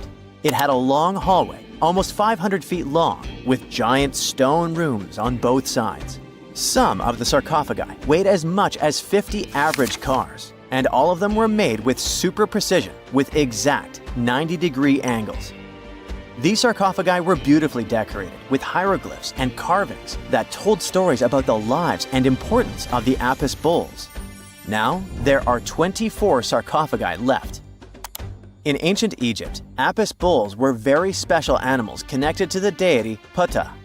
They thought the bulls carried Ptah's spirit and wisdom, helped the pharaoh, and protected the Egyptians. Priests looked for special markings on young bulls to find Apis bulls. It could be a white triangle on its forehead, which symbolized divine light, a shape on its back like a vulture's wing, and a scarab shape under its tongue, which stood for rebirth. If a bull had these signs, they believed it was chosen by Ptah and treated it like royalty. The chosen bulls lived in a special temple in Memphis, the city where they worshipped Ptah. They received the best care and offerings from visitors who wanted their blessings. When an Apis bull passed away, it was treated with great honor and mummified. When Mariette entered the Serapium, he noticed traces of rollers on the gallery's floor and found 2 wooden horizontal winches. Each had 8 levers. Later, other explorers saw double rails. The burial chambers were lower than the hallway floor. To get the boxes into place, workers filled the chambers with sand so the sarcophagi could be rolled in straight. Then they slowly removed the sand to gently lower the boxes into perfectly cut spaces in the bedrock. A carved stone sign found in the Serapium said it took 28 days to move just one sarcophagus and its lid into its spot during the time of Ptolemy II. The extreme precision of the sarcophagi with 90-degree angles also has an explanation. Ancient Egyptians wrote texts, or rather, papyrus, on geometry a long time ago. It shows that they knew the approximate number pi and could calculate the volume of a pyramid with its top cut off. If they could figure out complicated math like that back then, it makes sense that they could also carve perfectly flat surfaces 500 years later. All this sounds pretty legit, but some people think certain things don't add up here. The size of boxes is way larger than the size of bulls, yet they buried pharaohs in tiny coffins that barely fit their bodies. The sarcophagi are made out of granite with crazy precision, and they could have just used limestone, which would have made things way easier. The transportation of the boxes seems pretty simple, but only in theory. If one person could pull about 440 pounds, then at least 250 people would be needed to pull just one box. The tunnels in the Serapium are really narrow, only about 2 feet wider than the boxes themselves. There's no way hundreds of people could have squeezed into those tight spaces to pull the boxes. And even if they did, how would they turn the box in the cramped corridor, lower it into its niche, and place it perfectly in the middle? Somehow, they did this 24 times, and every box is centered perfectly. Plus, the chambers were dusty, and there were no signs of soot from lamps. This means they must have worked in almost complete darkness. The real use of the boxes could also be different. A long time ago, even before the Egyptian pharaohs ruled, the local people already knew how to use fermentation. It happens when tiny organisms called yeast eat certain ingredients like starch and turn them into gas and ethanol. So someone in ancient Egypt probably put food like barley, bread, and even meat inside a giant stone box, then closed it tight with a heavy lid. These stone boxes, carved from granite, were so precisely made that they were almost completely sealed, so nothing could escape from it. As the yeast inside the box started working, it created more and more CO2 gas. It built up pressure inside the box. The granite boxes were incredibly strong. They could handle more pressure than a car tire can hold. When granite was squeezed under such pressure, its crystals produced a tiny electric charge. This effect was possible because granite contains quartz, a material that reacts to pressure this way. The process also needed meat or animal parts, possibly to help the yeast grow better. Meat contains something called oleic acid, which yeast needs to keep growing and to survive the bad effects of the ethanol it produces. As the pressure inside the box kept growing, the combination of gases and electricity made these boxes not just ancient fridges, but powerful energy systems. Over time, the pressure inside got so strong that it could push the lid open and the gas would escape with a pop. But when people rediscovered the Serapium in 1850, they found old drawings that showed piles of stones stacked on top of some of the box lids. So, someone long ago probably tried to make the lids even heavier by adding extra weight to make it harder for the gas pressure to push them open. This extra weight also meant the quartz crystals in the granite could keep creating more electricity under all that pressure. If someone opened one of these stone boxes thousands of years later, they would only find bones from bulls that were placed in the box. And that's exactly what Mariette discovered in the 1850s. They opened the Serapium for visitors soon after the first excavations in the second half of the 19th century. Prince of Wales even had a luncheon with his guests in one of the sarcophagi. Sands and earthquakes made the site inaccessible for a while, but now you can visit it again and try to solve the mystery yourself. With new tech, we could have answers to many other historical mysteries soon.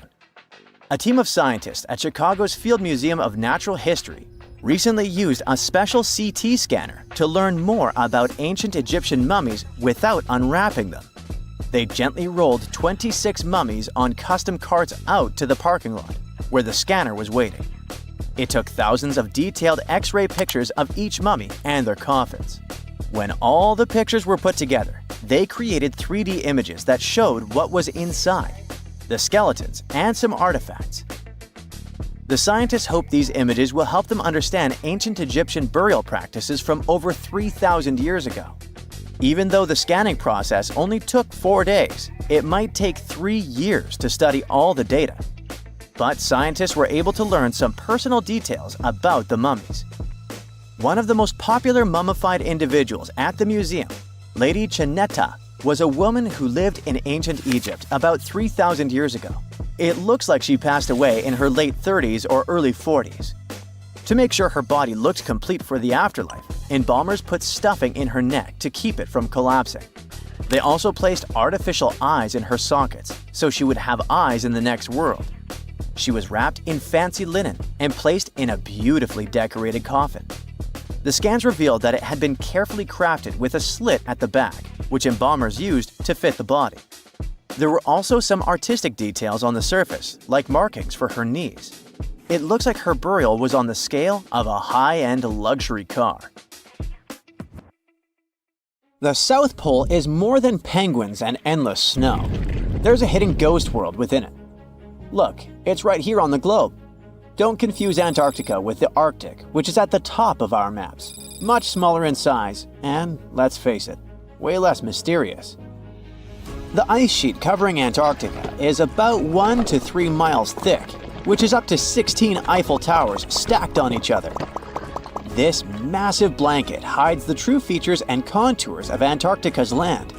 We still don't know much about this mysterious continent, and it is ice and snow that are to blame. We still don't even know the true shape and size of this continent. Mapping Antarctica without some huge shovels is an incredibly hard task. But Satellites learned to penetrate the ice with their cameras. And now we know there's actually an enormous, dramatic ancient landscape beneath the snow. The ghost of the past. About 90 million years ago, Antarctica was a much warmer place. It was actually a lush rainforest with tons of plants and probably teeming with life. It even had rivers flowing through it. Then the ice came. This happened about 34 million years ago, during the transition from the Eocene to the Oligocene, when our planet cooled significantly. It was the beginning of one of our several ice ages. The land remained, but now was hidden under ice and snow that got thicker and thicker. To a regular eye, Antarctica turned into a white desert, vast, flat, and featureless. Time went on. This massive ice sheet moved around, smoothing and shifting the ground beneath it. Over the millions of years, it changed what the land looked like. Now, if we looked under the ice, it wouldn't hold any signs of the original South Pole, except for one place. In areas where the ice is especially thick and doesn't move much, like in East Antarctica, it has actually worked the other way around. It became like a super thick blanket that protects the land. Normally, things like wind or rain slowly wear away the ground over time, changing its shape. But since we have this protective ice blanket, it prevents these natural processes from reaching the stuff underneath. So, the ground stayed almost the same for millions of years, like it's been frozen in time. This special area near the Aurora and Schmidt subglacial basins has become the ghost of Antarctica's landscape. This place was barely touched even since it was first covered in snow 34 million years ago. This is a historical footprint, a place that can tell us what Antarctica's ground looked like before it became a freezing nightmare. As scientists peered under East Antarctica, they saw an amazing ghost.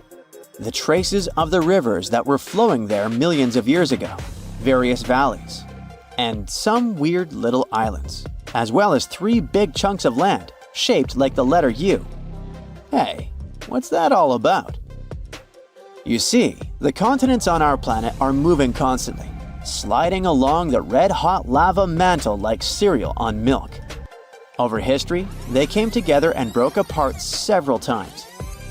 Hundreds of millions of years ago, several continents were a part of one enormous Gondwana. Antarctica was one of them. It used to be one huge landmass. But when Gondwana broke apart, the poor continent got stretched by tectonic forces. Parts of land were pulled away from each other. Whoosh! And they got torn apart. And that's how we got these big chunks or blocks of land under thick layers of ice. In any case, scientists now want to explore this ghost a bit more.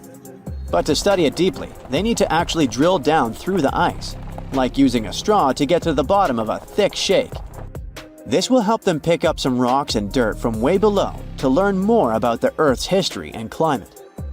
Antarctica is the 5th largest continent in the world, approximately bigger than the entirety of Europe or Australia, competing with the entire South America in size. Aside from East Antarctica, we discussed there are several more regions: Antarctica Peninsula, South Pole, West Antarctica, and the Ross Sea.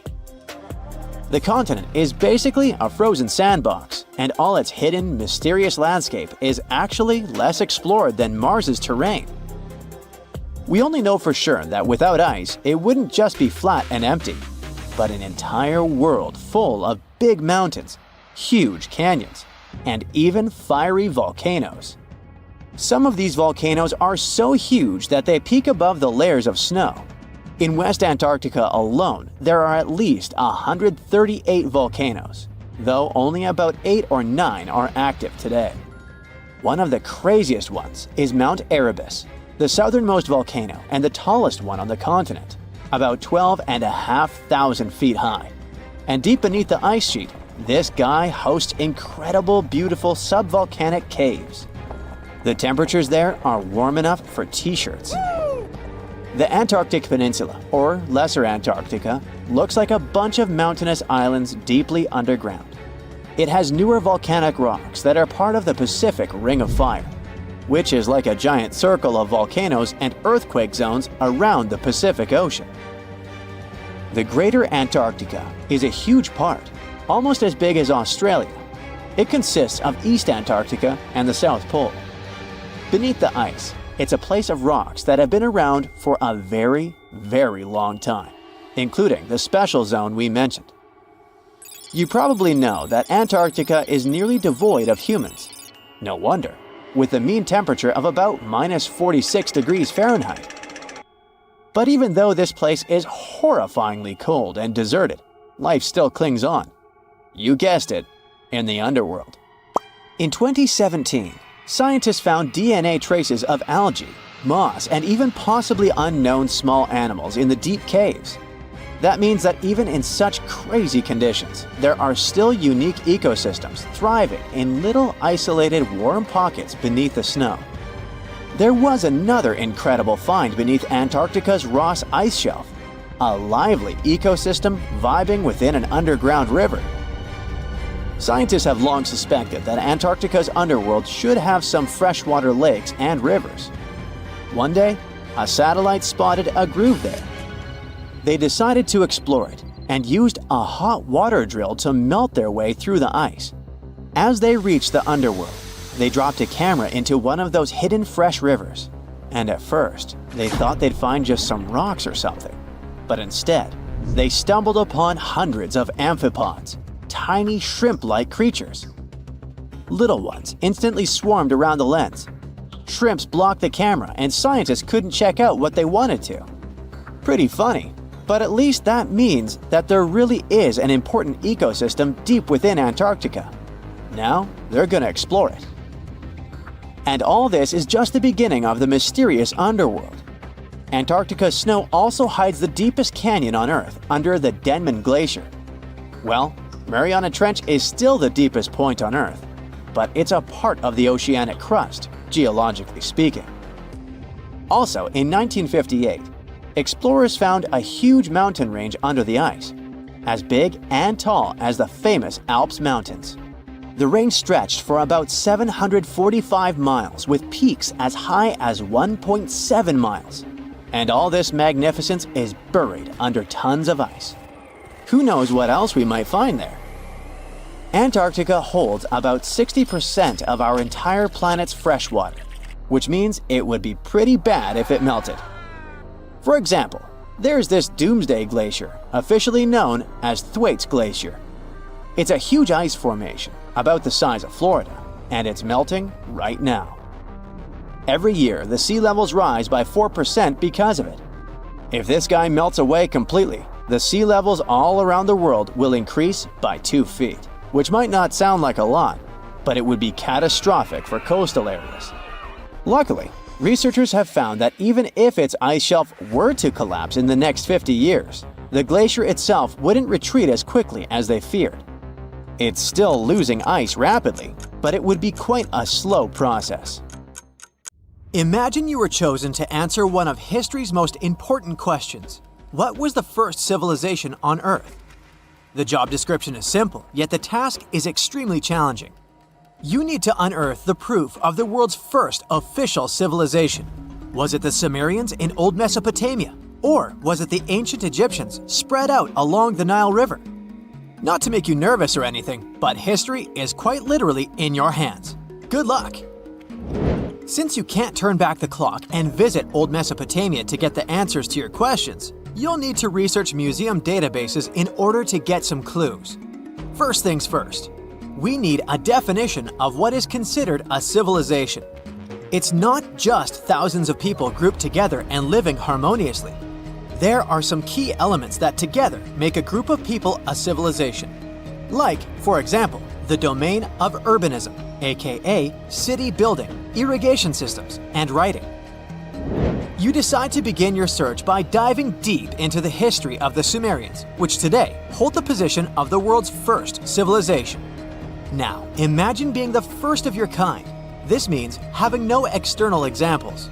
Rather, it means starting from scratch. First thing you'll need? A piece of land.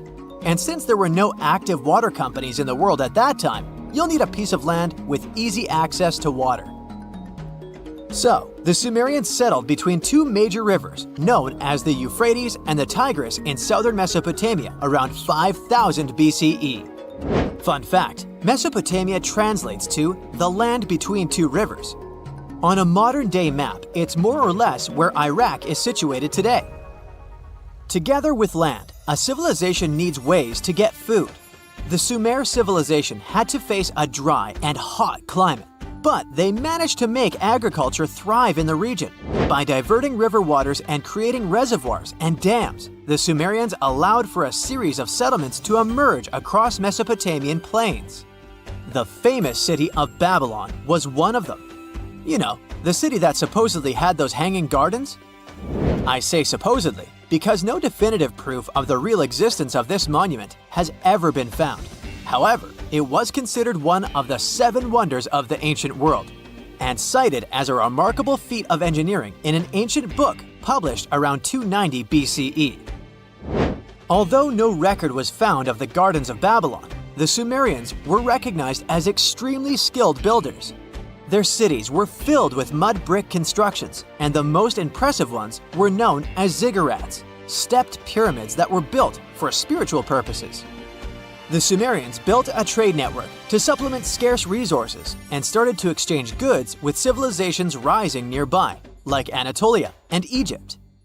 The beginning of trade was what drove the Sumerians to develop what is believed to be the world's first writing system. It began as a simple system, likely dating back to 3400 BCE. In this system, each syllable was represented with a drawing. Later, it gradually evolved into a fully formed cursive writing system. Don't believe me? Take a look at this piece from the Babylonian times. This huge basalt plaque is called the Hammurabi Code.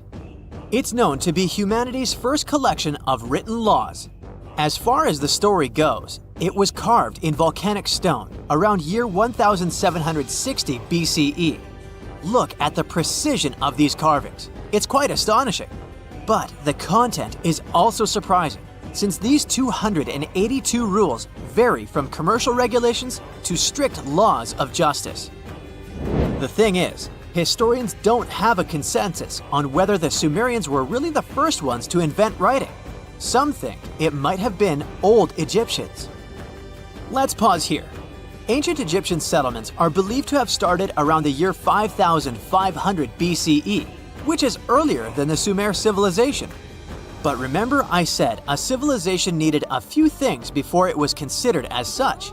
Ancient Egypt consisted of several smaller city-states, such as Memphis, Abydos, and Thebes, spreading out along the Nile River. It wasn't until 3000 BCE that Egypt was unified under one kingdom and lasted as an empire until nearly 1000 BCE. Although there is no consensus on this, some Egypt experts believed that it could have been Sumerian immigrants that founded early Egyptian settlements. The proof could be the presence of cylinder seals made of hard stone, something that was widely used in Sumer. These seals were used to guarantee authenticity in legal transactions, but it's hard to say whether this method was introduced by Sumerian immigrants or simply by trade. Since the time period is not one of the criteria we can use to determine who came first, we'll have to turn to something else.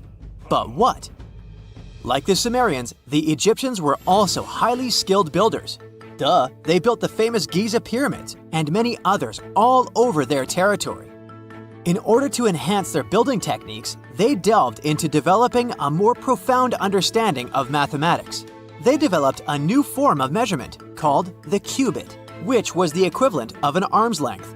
The Great Pyramid, for instance, is 440 cubits per 440 cubits.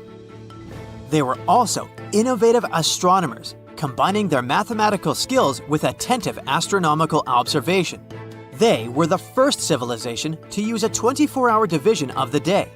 And they even created a solar calendar, which was the first dating system in history to feature 365 days in one year. Okay, it's undeniable how impressive they were. But some experts say that the dispute has to be settled through the comparison of their writing systems. Hieroglyphic writing, the first Egyptian style of writing, is said to date back to 3000 BCE. It was a composition of over 700 symbols, which were carved in stone. For a long time, researchers believed that the Sumerian writing had come before Egyptian, but in a recent discovery made by Yale researchers claims otherwise. Archaeologists have discovered a panel of 4 signs that are believed to have been written around 3250 BCE.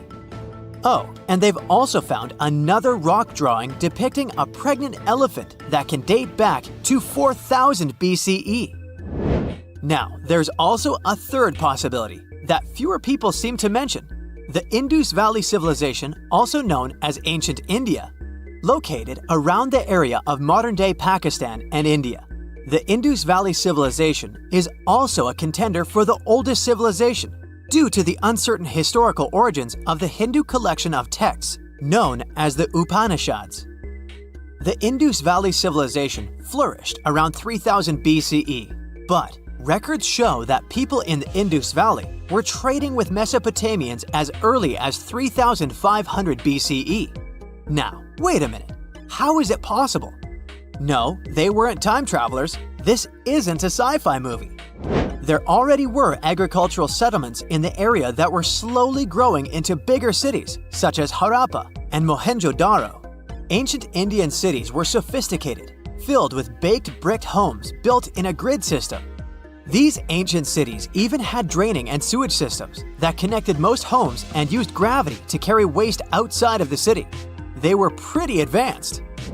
They were also an extremely religious civilization, and Hindu beliefs were at the center of their practices. Despite that, their cities weren't filled with spiritual buildings. Actually, Mohenjo-Daro's most important building was a public bath. Interesting, huh? Now, why can't we know if they were the oldest civilization on Earth?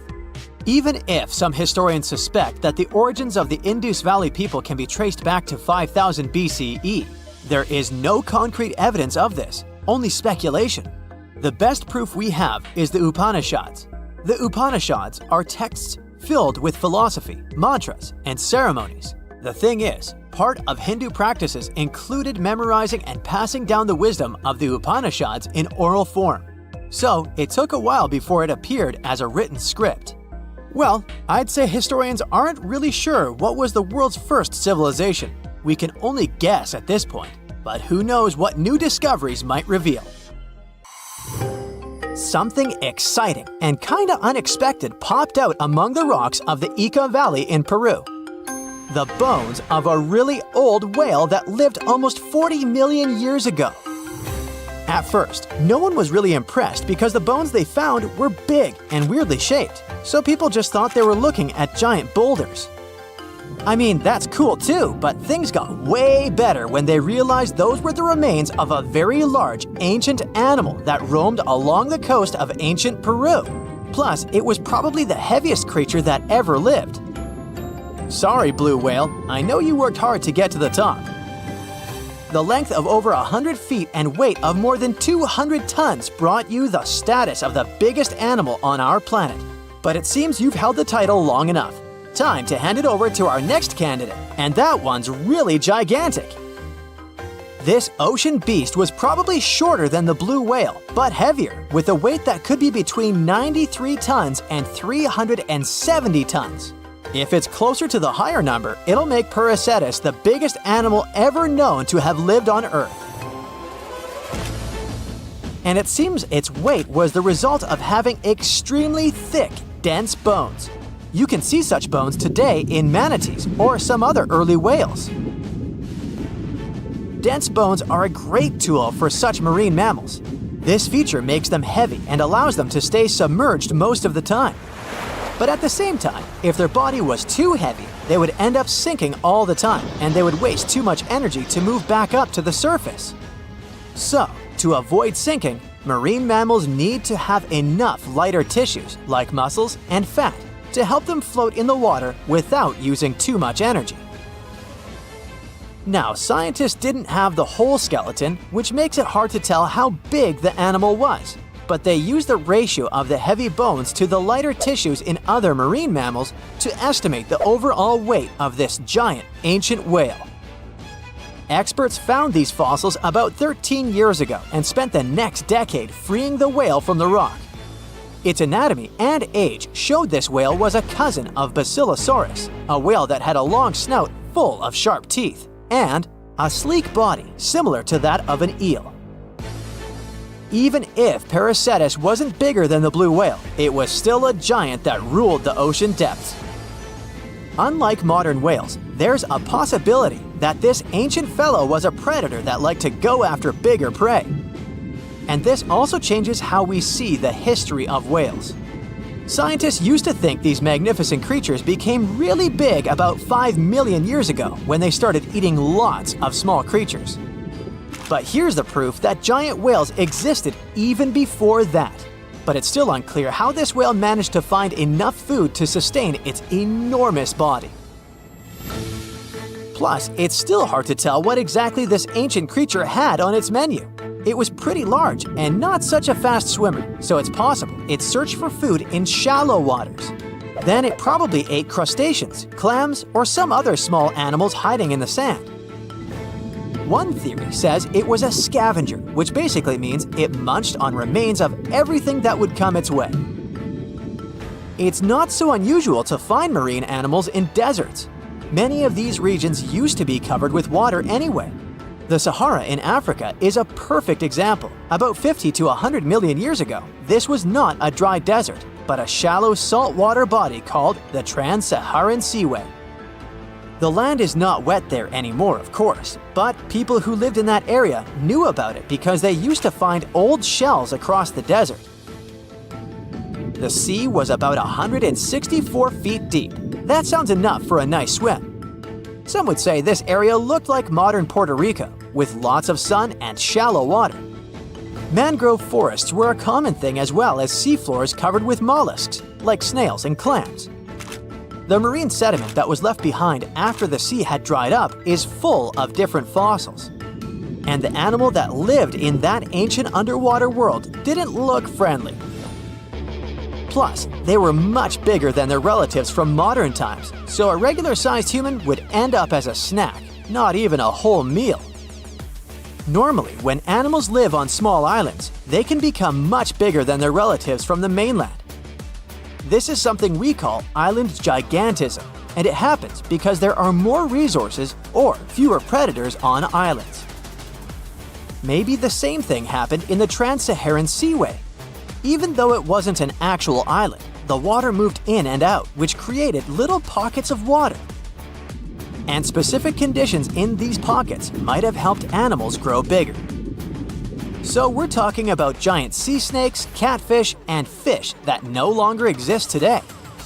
One had incredibly strong jaws, and the animal used them to eat hard things and even crush shells. Their teeth showed they were fierce predators other animals had every reason to be afraid of. They went through some changes when it came to diet, similar to some types of piranhas. And the competition to get to the top of the food chain wasn't a joke. Not when there were also such large predators as sharks, crocodiles, and ancient relatives of elephants. Sahara went through different phases. If you could use a time machine and take a peek at Earth's largest hot desert as it was about 6,000 years ago, you wouldn't have to struggle with sand and heat. You'd have a nice walk through a green and pretty lush place. In the past, people who lived in that area didn't leave drawings on cave walls that showed camels, sand dunes, and scorpions. All those things you'd see in today's Sahara. Instead, they drew crocodiles.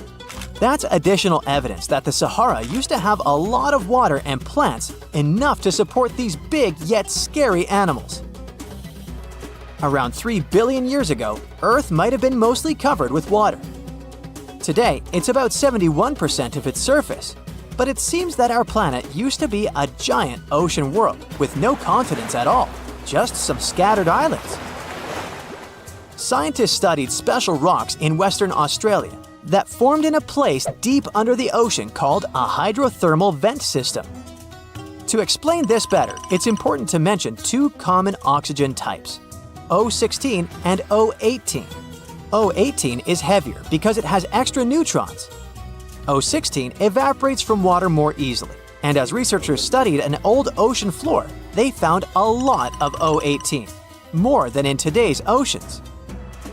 This way, they realized ancient Earth had less dry land than Earth today.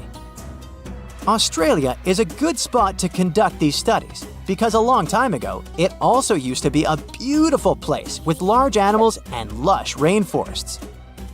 But as time went by, the land became drier and Australia had more deserts formed, such as the Great Victoria Desert. Rainforest remained only on the edges of the continent. What happens with deserts across the globe is called desertification. That's when land that used to be good for growing things turns into a desert or something similar. Our planet changes over time, together with its climate. But desertification also happens because of human activities, like mining, farming, and building cities. And when land turns into a desert, it's a problem because it can't support people and animals anymore. Food doesn't grow there. There's not enough clean water, and animals lose their homes. To help with this problem, there's a plan many countries agreed to. They decided to work with farmers to take care of the land, fix damaged areas, and manage water better. All in all, to make our planet a better place for life. You are lost deep within the jungle in the Yucatan Peninsula in Mexico. There are strange noises all around you, and to make it worse, the sun is setting. Soon, you'll be alone in the middle of an unknown rainforest. Guess it was a pretty bad idea to come looking for El Dorado on your own, wasn't it? You keep walking as fast as you can when suddenly, wait! What's this you're seeing? It looks like large stairways made out of stone. This definitely doesn't look natural, so you take a picture. Maybe you didn't strike gold, but you might have just found something relevant. Congratulations! You found Acoustics, a long-lost Mayan city, hidden 37 miles into the jungle. The name literally translates to stone column. Stone was probably in at the time, so these guys used a lot of it to build their pyramids, houses, and even ball courts. If you ever thought that Europeans invented ball games, think twice. Mayans loved to play ball games for recreational purposes. Acoustics is part of a series of other long-lost Mayan cities that are being discovered with the help of new technology nowadays. We'll talk more about the other ones in a jiffy. Perhaps the biggest surprise of this one is that it was surrounded by wetlands, which is why the city was built on high ground. The city was monumental, covering an area of over 120 acres. That would be as big as 90 football fields right next to each other. Scientists have found proof that Acoustics had pyramids of up to 49 feet high, and that it was likely an important social hub between 250 and 1000 CE. This is definitely a game changer.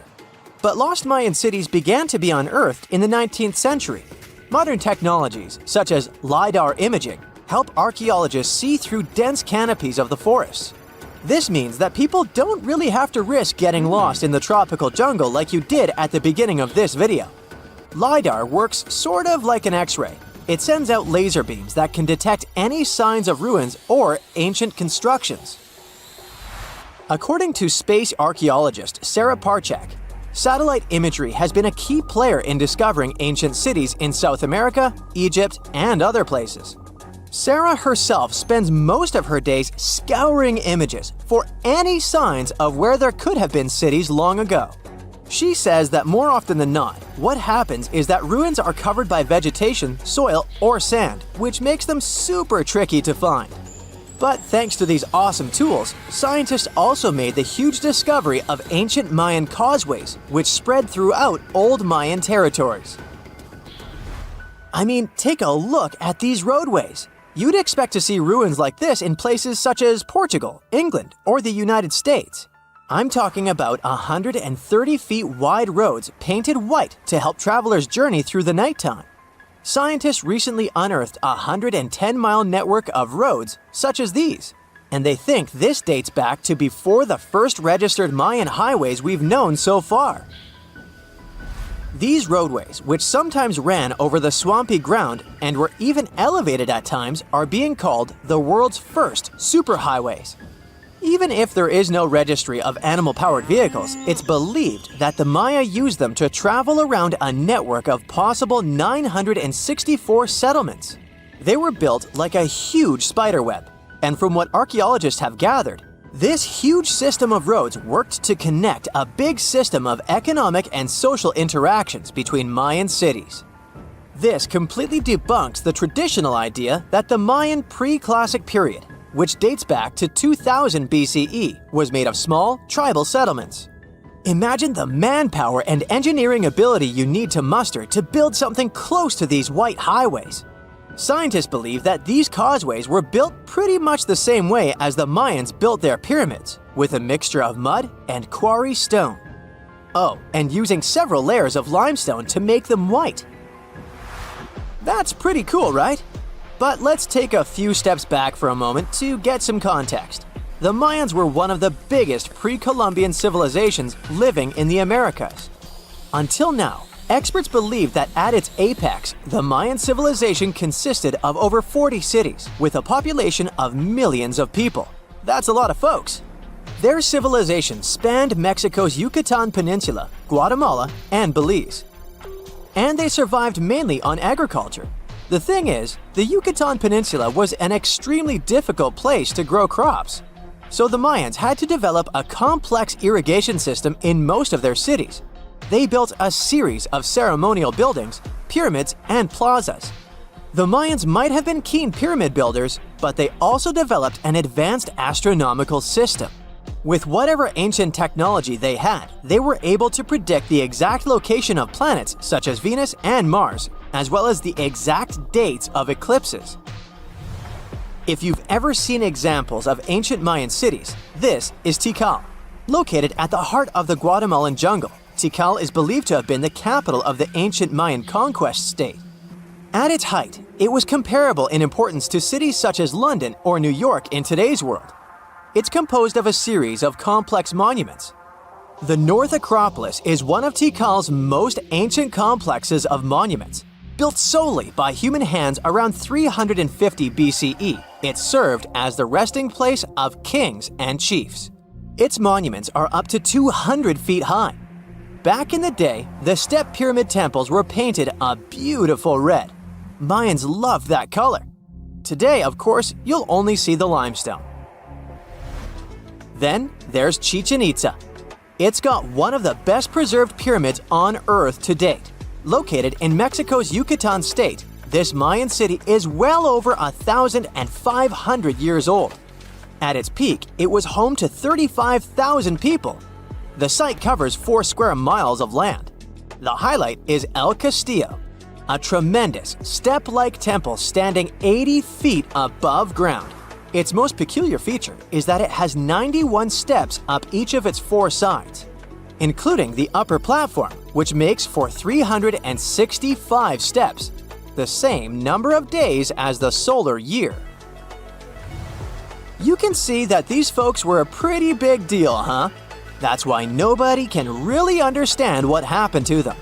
There's a big lack of evidence on the decline of this almighty empire. What could have been the cause of their demise? Was it a drought? New research in 2017 did bring some new discoveries into the mix.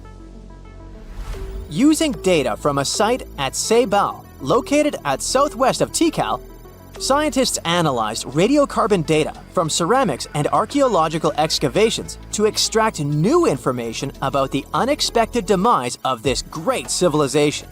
The information shows that instead of a sudden collapse, the Mayans most likely fell in waves of social instability and political crises.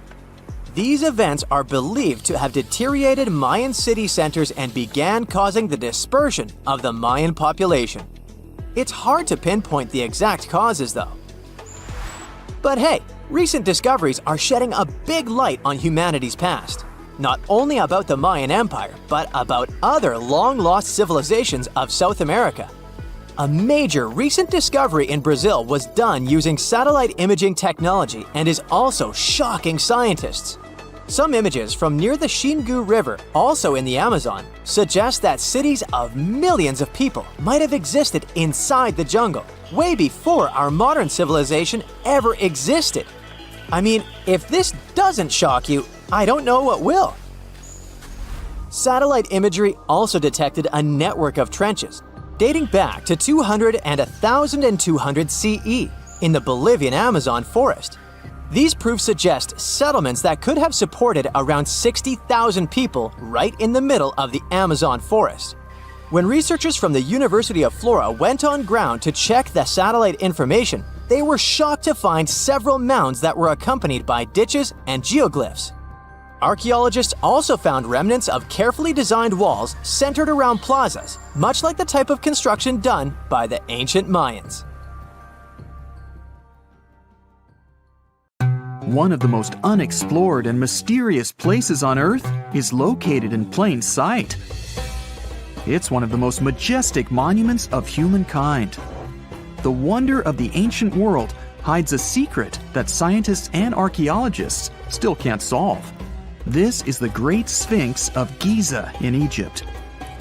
The huge sculpture of a lion with a human head was carved out of rock about 4,500 years ago. Scientists still don't know the exact date of its creation and are also unaware of who built it and what for. There are many assumptions and theories, but none of them has been confirmed.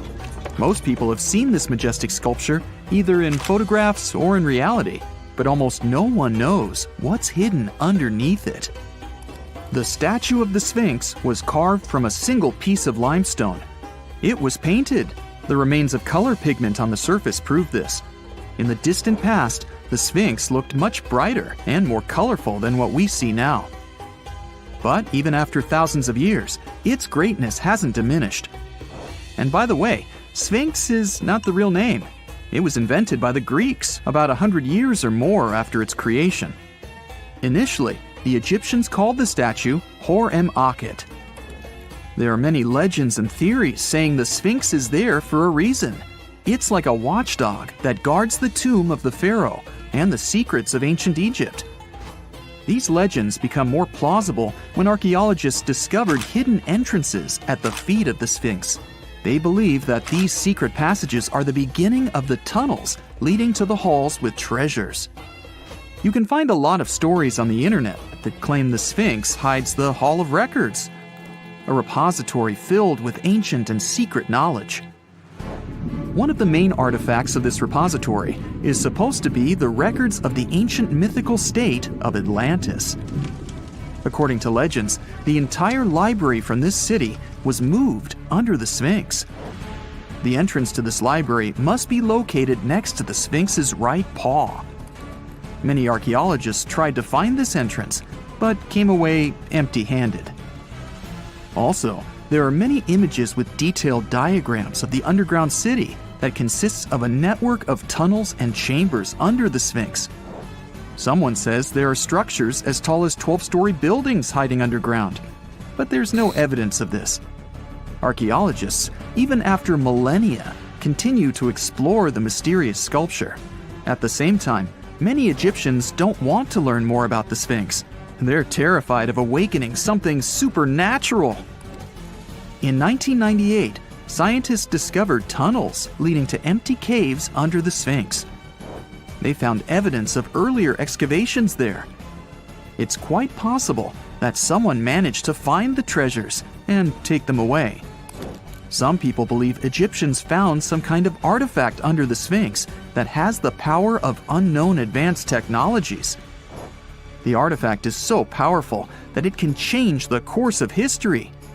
Of course, most theories are just fairy tales of conspiracy fans, but it's a confirmed fact that the Sphinx hides a system of caves and rooms. There are so many rumors surrounding the Sphinx that it's impossible to understand what's true and what's false. In any case, it's difficult and dangerous to study the sculpture because active excavations can destroy it. And then the entrance to the underground rooms can get blocked by rocks and lost forever. Also, further exploration requires a lot of money, and financing is not always easy to find. But the main reason? it's too risky. There's no guarantee that people will be able to get out of the underground labyrinths. For these reasons, scientists and archaeologists have been exploring this majestic structure for so long. Another famous architectural monument with a secret is Mount Rushmore in South Dakota. Everyone admires the images of the US presidents' faces carved into the rock, but few people know that there's a secret room hidden behind the head of Abraham Lincoln. The architect of Mount Rushmore wanted to carve slabs on the rock with the record of the main stages of the country's history. But his plan was too complicated to carry out. Then he was offered to implement it on a much smaller scale, to build a secret room inside the mountain. The idea was to save this knowledge so that future generations will always remember the history of their country. Unfortunately, the architect didn't have time to finish his work. The construction stopped for several decades. But in the late 90s, the project was resumed. Porcelain enamel panels depicting the history of the US were placed in the room. It's possible that these plates will be stored there forever. But people can't see them, at least for now. The room is inaccessible to tourists as it's too difficult to get inside. Another secret room is located in the Empire State Building. More precisely, it's not even a room, but a place where you can take cool photos. Almost all tourists gather on the observation deck of the 86th floor to enjoy a stunning view of Manhattan. But there's another deck with panoramic windows on the 102nd floor. There are way fewer people there because almost no one knows about that place. Fortunately, access to this deck is open to everyone. You probably won't have to wait in line for a long time to take a photo. You'll feel special because you're in such a secret place where there are almost no people. But the coolest place is even higher, on the 103rd floor. This is a spacious observation deck where celebrities get their photographs taken. It's not a public place, but if you know the right people, you can get there. There are almost no security measures on the site. Only a low ledge between you and an abyss. That's why crowds of people are forbidden from coming here. It's not so easy to get there, and you're unlikely to succeed without a guide. First, you need to choose the right elevator that will take you there. Then you'll go through several engineering rooms filled with pipes, electrical panels, and other technical stuff. The final part of your way is a set of stairs inside a tiny corridor. And here you are, at the top of New York. Now we're in Paris. See the Eiffel Tower? Inside it, there are restaurants and observation decks. But if you try hard, you can find a secret apartment. Now it's a museum, but it was built so that people could live in it. The architect of the tower, Gustav Eiffel, created this apartment in 1889 for himself. It's almost at the very top of the Eiffel Tower. Imagine what a beautiful view he observed every day. He was the first and only tenant. No one else could gain access to this place. When the architect passed away, the apartment remained empty for a long time. Only recently, they restored it and turned it into a museum. Inside, the epoch of the last century is recreated. They even put wax figures of Gustav Eiffel, his daughter, and the American inventor Thomas Edison inside the room. This place is filled with an endless stream of passengers, office workers running late, visitors from other cities, noise, and train whistles. At Grand Central Station in New York, among all these sounds, you can hear the sound of a ball hitting a racket, if you're in the right place. A real tennis court is hidden inside New York Central Station. It belongs to a tennis club that arranges corporate games for employees of many companies. The club was opened in the 60s. Now we're moving to London, Charing Cross Road. It isn't easy to find one secret place here. To do this, you need to look carefully at your feet. Do you see these sewer grates in the asphalt? Inside them, you can notice two signs with the name Little Compton Street. Yeah, there's another street right below you. It disappeared from all maps at the end of the 19th century. Charing Cross Road was built over it. The identification signs that you see are part of old engineering tunnels. There's another interesting place in London. It's located in the southeast corner of Trafalgar Square. At first glance, it looks like a thick lamppost, but there are too many tourists walking around.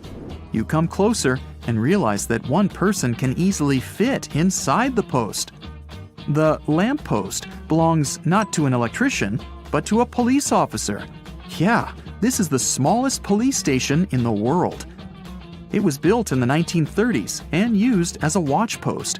Officers had to sit there one by one and watch Trafalgar Square. That always attracted a lot of pickpockets and all kinds of other criminals. The ancient Indian texts mention beautifully decorated chariots or entire palaces called vimanas that could take off and, in a matter of seconds, fly away as far as space. Some people believe these vimanas only existed in Indian mythology, but it's also possible that they were based on a real technology that had been lost over the centuries. According to the Vedas, ancient Indian religious texts, there was the elephant vimana with several engines and many other types named after animals and birds. There was one for local travel, one for visiting different countries, and one for traveling to the moon and various planets. They could develop a great speed. One vimana had the superpower of invisibility. Another one was shaped like a sphere and was built on the winds produced by Mercury. This vimana was said to generate an enormous ray like the sun and make noise like the storm's thunder. All the vimanas were unbreakable and perfect for attacks on foes. Now, to operate a vimana, you'd need to know a lot of stuff, pretty much like today's airplane pilots. 32 secrets in total. They'd cover the aircraft structure and the secrets of taking off and maneuvering without crashing. That's a good thing. The pilot was also expected to know how to be seen and unseen, how to be hidden, how to be quick, how to manage contractions and expansion, and many other tricks. To hide the flying machine from foes, the pilot was instructed to move to the 8th atmospheric layer above the Earth and use the power of dark solar rays. This instruction might sound a bit weird, but there were others, more realistic ones, which still make sense in modern aeronautics. There are sections of ancient texts on the vimanas that focus on details like flight paths, pilot training, navigation, and even suitable clothes for pilots and recommended food for long flights. There was also a lot of technical detail about the use of heat-absorbing metals, the metals utilized, and melting points. The supporters of the theory that the vimanas were more than just myths are sure that the ancient Indians would unlikely go into all these details just for a beautiful story. So, the flying palaces might have been real and way ahead of their time, like many other great Indian inventions. Back in the 6th century BCE, an Indian physician named Sushruta basically wrote the original guide to medicine and surgery. They even called him the father of surgery for his work. Sushruta laid down the details on hundreds of medicinal plants and described complex surgical procedures. He gave instructions on nose reconstructions and skin transplants from one part of the body to another. The original method of rhinoplasty, which involved taking a piece of skin from the forehead to reconstruct the nose, is still used today. But back then, it had a slightly different purpose than surprising your followers on social media. Those nose jobs helped out folks who had lost their noses as punishment for crimes or in fights. Now, you gotta thank an ancient Indian math prodigy for the invention of zero. It might not seem like a big deal, but without it, we would have no binary system and no computers. People before the 5th century CE were only thinking about some sort of a sign to indicate nothing. The invention made addition, subtraction, and other mathematical operations a whole lot easier. You can see the oldest zero in existence carved in the wall of a temple in Gwalior, India. The Indus Valley civilization was using rulers in 1500 BCE and earlier. Made from ivory, these rulers were found during excavations in what is present-day Pakistan and northwestern India. They were widely used in architecture with amazing accuracy. They had units corresponding to slightly over 1 inch that were marked with precise subdivisions within 5/1000ths of an inch. The next invention is more of a concept than a physical item. Standardization is all about setting the rules based on a bunch of people, things, or interests. One of its cool applications that we've all gotten used to is standard weights. Whether you're using pounds or kilograms, you need these universal measurements for weight, right? For this, we owe a big shout-out to the merchants from the Indus Valley civilization who lived around 4,000 years ago. They were measuring everything from food grains to fancy luxury goods using these standardized weights. And their weights had decimal and binary mathematical systems going on. They didn't have high-tech gear, but they pulled off some serious precision using complex calculations and even sand for construction. Their art of standardization made its way to Persia and Central Asia, basically becoming the global weight-watching standard. So if yoga is your go-to exercise, you definitely have a personal reason to appreciate the ancient Indian geniuses.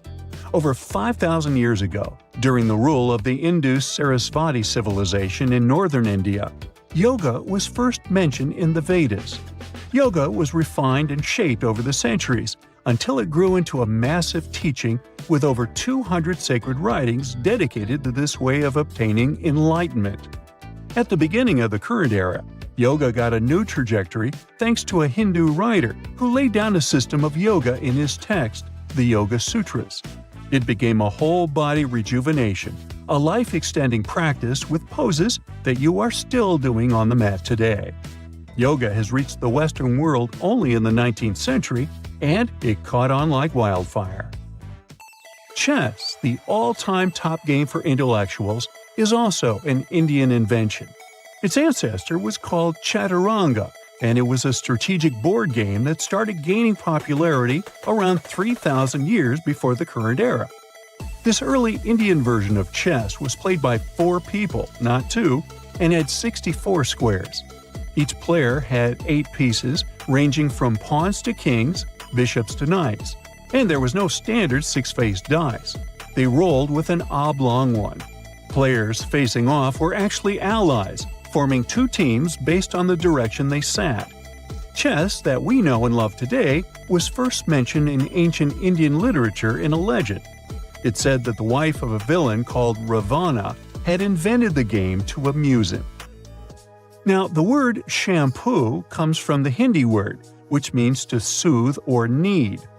The substance was invented in India in 1762 and was originally used for head massages, hence the name. The first shampoo was made of natural oils and herbs. British traders fell in love with the idea and brought it back with them to England. It took years for the original head massage oil to evolve into shampoo as we know it today, but it's still an Indian invention. Unlike the ancient Greeks, who wore animal skins, the Indians started cultivating cotton back in the 5th and 4th centuries before the current era. They used cotton threads to produce fabrics that soon became a huge hit in the Mediterranean and beyond. Jute and wool also have their origins in India. Cashmere, the finest and most exclusive type of wool, actually comes from the Kashmir region of India. Buttons that sit proudly on that cashmere cardigan of yours also have ancient Indian origins. Some 5,000 years ago, the Indus Valley civilization started cutting seashells into geometric shapes with tiny holes in them. First, they were just decorations, but then people started using them to fasten clothes. Now, when you think about radio communication pioneers, Marconi's name usually steals the spotlight. He got a Nobel Prize in Physics in 1909 for his groundbreaking radio work. But there's an unsung hero in the radio waves game, and his name is Sir Jagdish Chandra Bose. He spilled the beans on radio communication way back in 1895. He shot an electromagnetic wave across 75 feet at the town hall in Calcutta, and it went through walls, rang a bell, and even set off some gunpowder. Marconi took a page from Bose's book, using his invention, the Mercury Coherer, as a blueprint for his own two-way radio. Bose didn't patent his genius creation, so he only got his credit a century later. Most people know that pyramids were built as grand tombs for the pharaohs, designed to ensure they had a smooth journey to the afterlife. The Great Pyramid of Giza, for instance, was constructed for the pharaoh Khufu. But what most people don't know is that this whole pyramid building trend started right here with the step pyramid of Djoser about 4,700 years ago. This massive structure was built for Pharaoh Djoser, a ruler from Egypt's 3rd dynasty. It rises 7 layers high above the ground and stands about 200 feet tall. We think of it today as a phenomenal architectural project, but for ancient Egyptians, the step pyramid of Djoser turned out to be more like a massive experiment, a trial run, if you will, to perfect their building skills before they moved on to even more ambitious pyramids. Reaching new heights is super exciting, but the real mystery is what is going on below the ground. In this pyramid's underground labyrinth, there is a network of tunnels stretching about 3.5 miles long, and some researchers believe these tunnels might have been part of a sophisticated water system that could completely change what we think about pyramid construction. Let's talk about this massive complex located in Saqqara. Surrounding the pyramid, there's what's known as a dry moat, a continuous trench that is up to 164 feet wide and almost 2 miles long. It forms a sort of rectangular shape around the pyramid. This trench has an average depth of about 65 feet. Now, if you were to add up all the earth and rock they dug out to create this moat, it would be about 10 times the volume of the step pyramid itself. For the longest time, people just assumed this trench was nothing more than a huge quarry, a place where they dug up stone and clay to build the step pyramid. Makes sense, right? But when you take a closer look, it doesn't add up.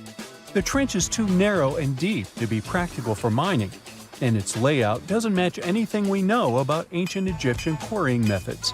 Plus, some sections of the trench are actually covered with a rocky ceiling, which would have made it nearly impossible to use as a quarry. Another theory suggests that the dry moat had some kind of spiritual significance. Maybe it was a sacred place, where souls of nobles gathered to serve the late king in the afterlife. There are even niches in the walls that work as a hint at this spiritual function. But most researchers believe that this purpose likely developed much later, long after the complex was built for Djoser. So, what was the moat really designed for? In 2020, a researcher came up with a pretty intriguing idea. It is possible that this trench was actually designed to collect and manage water, especially after heavy rainfalls. Now, that makes sense when you consider the location. The moat sits in an area that could easily have been flooded by runoff water from nearby plains. This could also explain why the trench wasn't used for new graves until much later when the climate became drier and less prone to flooding. The story becomes even more intriguing, as this trench appears to be part of a larger, more complex hydraulic system within the Djoser complex. It is like the trench has several compartments, carefully carved out of the rock and connected by tunnels. These compartments likely served as a part of a water treatment system, where water would flow from one compartment to the next, getting cleaner as it moved along. Now, here is where things start to tie into the pyramid itself. The Djoser complex has a series of underground shafts, and some researchers think that water from the moat's deep trench might have been used to power a hydraulic lift system, and this giant water-powered elevator could have been used to raise the heavy stones needed to build the pyramid. It worked like a volcano, but instead of lava, water did the heavy lifting. Imagine a big deep hole in the ground at the center of the pyramid site. Inside this hole, there was a huge wooden platform, kind of like a giant raft that could move up and down. When the workers wanted to lift a heavy stone, they would fill the hole with water. As the water rose, the wooden platform started to float up, carrying the stone with it, almost like a giant water-powered elevator. When the stone reached the right height, the workers slid it off the platform and onto the pyramid. The idea is that water from the deep trench, after being cleaned and filtered, would flow into these shafts. A massive float, possibly made of wood, would then rise as the water filled the shaft, lifting the stones up to where they were needed for construction. Once the stone was in place, they'd let the water out, lowering the platform back down to the bottom, ready to lift the next stone. This fancy hydraulic lift system could have been a game changer, making the whole building process a lot faster and more efficient without using a lot of workforce. It is like the ancient Egyptians were already embracing the whole idea of work smarter, not harder. But of course, not everyone is on board with this theory. Some experts argue that the area where the step pyramid of Djoser was built couldn't have held enough water from occasional rains to maintain such a fancy hydraulic system.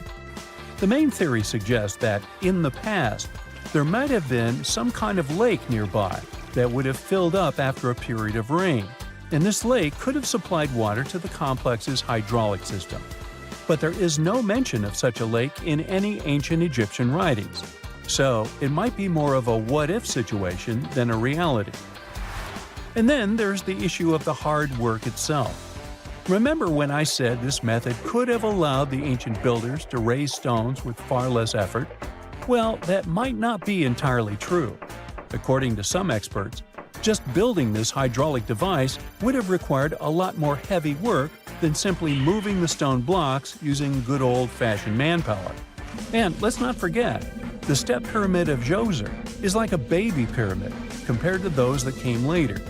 The stones used for Djoser's pyramid weighed, on average, about 660 pounds each, which is nothing compared to the more than 2.5-ton blocks used later for the pyramid of Chephren. If this cool water lift theory gets completely ruled out, we still need to explain how this pyramid was built in the first place. To answer that, we need to rewind a bit and talk about the original plans. See, before Djoser's tomb became a pyramid, the idea was to construct a simple mastaba. This type of tomb was pretty common in earlier periods, a flat-roofed, rectangular structure with sloping sides. But after the original mastaba was finished, they decided to expand it a bit by adding more layers on top. And then they added even more layers, until the construction reached 6 distinctive steps, each one smaller than the previous. And they probably did all this by raising those heavy stones using ramps, not a water-powered elevator. There is still so much we don't know about the step pyramid of Djoser. More research is definitely needed to fully understand how this system worked, or if it even existed at all. But the idea of using water to help build the pyramid adds a whole new layer to our understanding of ancient Egyptian engineering. It's a powerful reminder of just how clever and resourceful those builders were, using the natural landscape and the power of water to create one of the most iconic monuments in history. When you hear the word mummy, you might get a chill down your spine. That's because most of us associate this word with those creepy characters we've seen in some scary movies. But in reality, mummies have helped us understand a lot about ancient civilizations, their rulers, and about how people used to deal with losing their loved ones. The people most famous worldwide for their mummies are the ancient Egyptians. They believed that some sort of existence after passing away was possible, if certain conditions were met. That's why they insisted on preserving the human body through the process of mummification and placing the mummy in a furnished tomb, kind of like giving it a fully functioning apartment of its own. Why did they believe in this? Well, because they were deeply connected to their natural environment for the most part. They saw the natural cycles around them, like how the sun rose every day, followed by the moon, or how new life was always sprouting from plants, even after they had wilted away. They also believed that the powerful spirit Osiris, who represented the cycle of passing away and resurrection, played a role in this process. To prepare for the afterlife, the ancient Egyptians followed certain rituals, like mummification, which involved using materials like honey, resins, and incense to preserve the body. There's no other mummy more popular than that of King Tut. He was a young pharaoh who ruled over 3,000 years ago in Egypt. The problem with discovering ancient royal tombs is that most of such burial sites were previously robbed. People knew ancient rulers had been left with many valuable belongings, so those locations became vulnerable to thieves. When King Tut's tomb was opened in 1922, people were excited because it had not been robbed, like many other previously discovered royal tombs. That's how well hidden it was. Inside, his mummy was encapsulated in a total of 3 coffins, including one made of gold. The objects found in his tomb showed us what ancient Egypt was like, and studying his mummy also helped us learn about the culture and practices popular at the time when he passed away. We also learned about his family by looking at his DNA. Scientists were able to discover that he had had a disease called malaria and a problem with his foot that might have made it hard for him to walk. Ramses II was another pharaoh in Egypt who ruled for 68 years, which was quite a lot back in the day. He was known for his expansion campaigns and building projects. Many objects from his time as a ruler still exist today, including a large statue of him. Ramses II was about 6 feet tall and lived to be about 90 years old. After looking at his mummy, scientists concluded that he may have had a medical condition that affected his spine. Now, remember those thieves I mentioned before? They are probably the reason why Ramses II ended up in a plain coffin in a secret collection of royal mummies at Deir al-Bahari, which was rediscovered in 1881. Thankfully, archaeologists were able to identify him because his journeys had been recorded on his wrappings. The process was really tedious too. In fact, in ancient Egypt, the mummification process could take a staggering 70 days to complete. A special person would say a very specific speech while delicately handling the body and drying it out using a type of salt called natron. They also used linen and resin to make the body look more lifelike and to wrap it in cloth. The tomb was equally as important for ancient Egyptians. The walls of King Tut's tomb, for example, were adorned with intricate artwork that depicted his journey to the afterlife, from his burial procession to his passage through the underworld.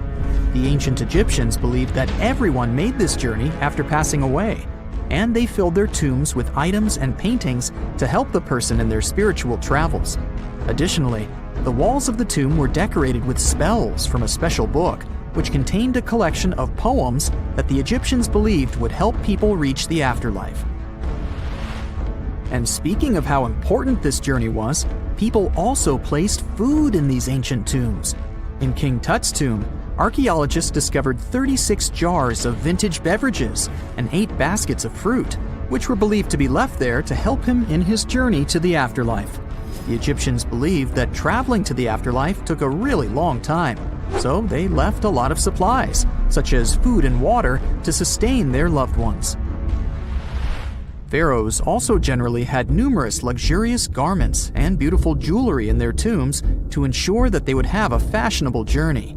These items included various types of linen clothing, such as tunics, scarves, gloves, and headdresses, as well as a lot of gold jewelry with precious stones, like bracelets, buckles, pendants, necklaces, rings, and even precious depictions of insects for protection. Some were also deposited with fans made from ivory and ostrich feathers to keep them cool in the afterlife. Some ancient rulers were even placed in their forever apartments along with boats. For example, Pharaoh Khufu built the Great Pyramid at Giza as his tomb, and a large ship was found inside. King Tut, however, was buried with multiple boat paddles, but no actual boat. Instead, he had 3 chariots and numerous walking sticks made of precious materials, perhaps indicating he'd rather travel to the beyond by land, not by water. Amongst the most interesting objects found near ancient mummies are bottles of oils and perfumes. If rulers were supposed to be fashionable, why not smell nice too, right? Also, some of them had some ancient kinds of board games, most of them made out of precious materials like gold or ivory. One of those games was called Senet.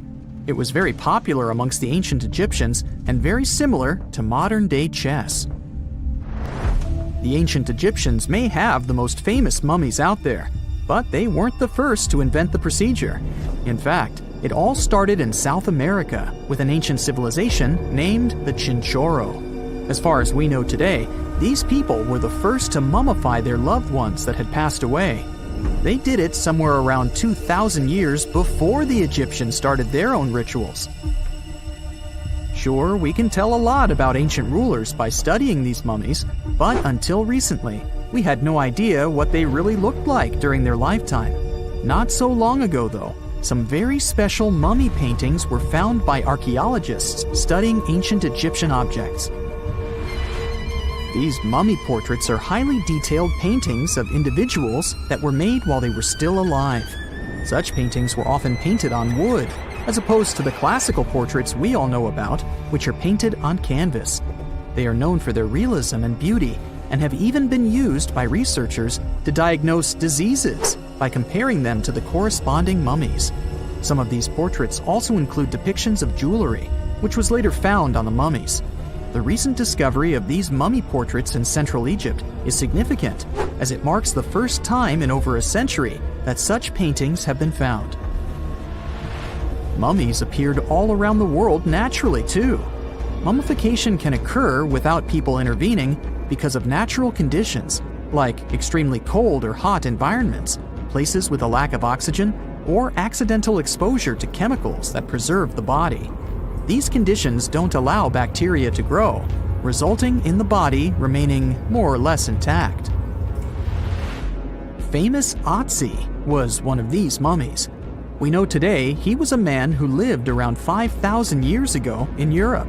But upon his discovery in the Alps in 1991, Austrian authorities initially believed that he was a modern mountaineer because of how well preserved the body was. However, after the Iceman was removed from the glacier, it was determined that he was actually from the Copper Age. It's the first day of your long-awaited trip to the Amazon forest. You flew all the way to South America. More specifically, you landed in the city of Manaus. It's the heart of the Brazilian Amazon. So far, you've traveled by air, car, and now water. You are on a tiny boat, moving through the dark waters of the Amazon River.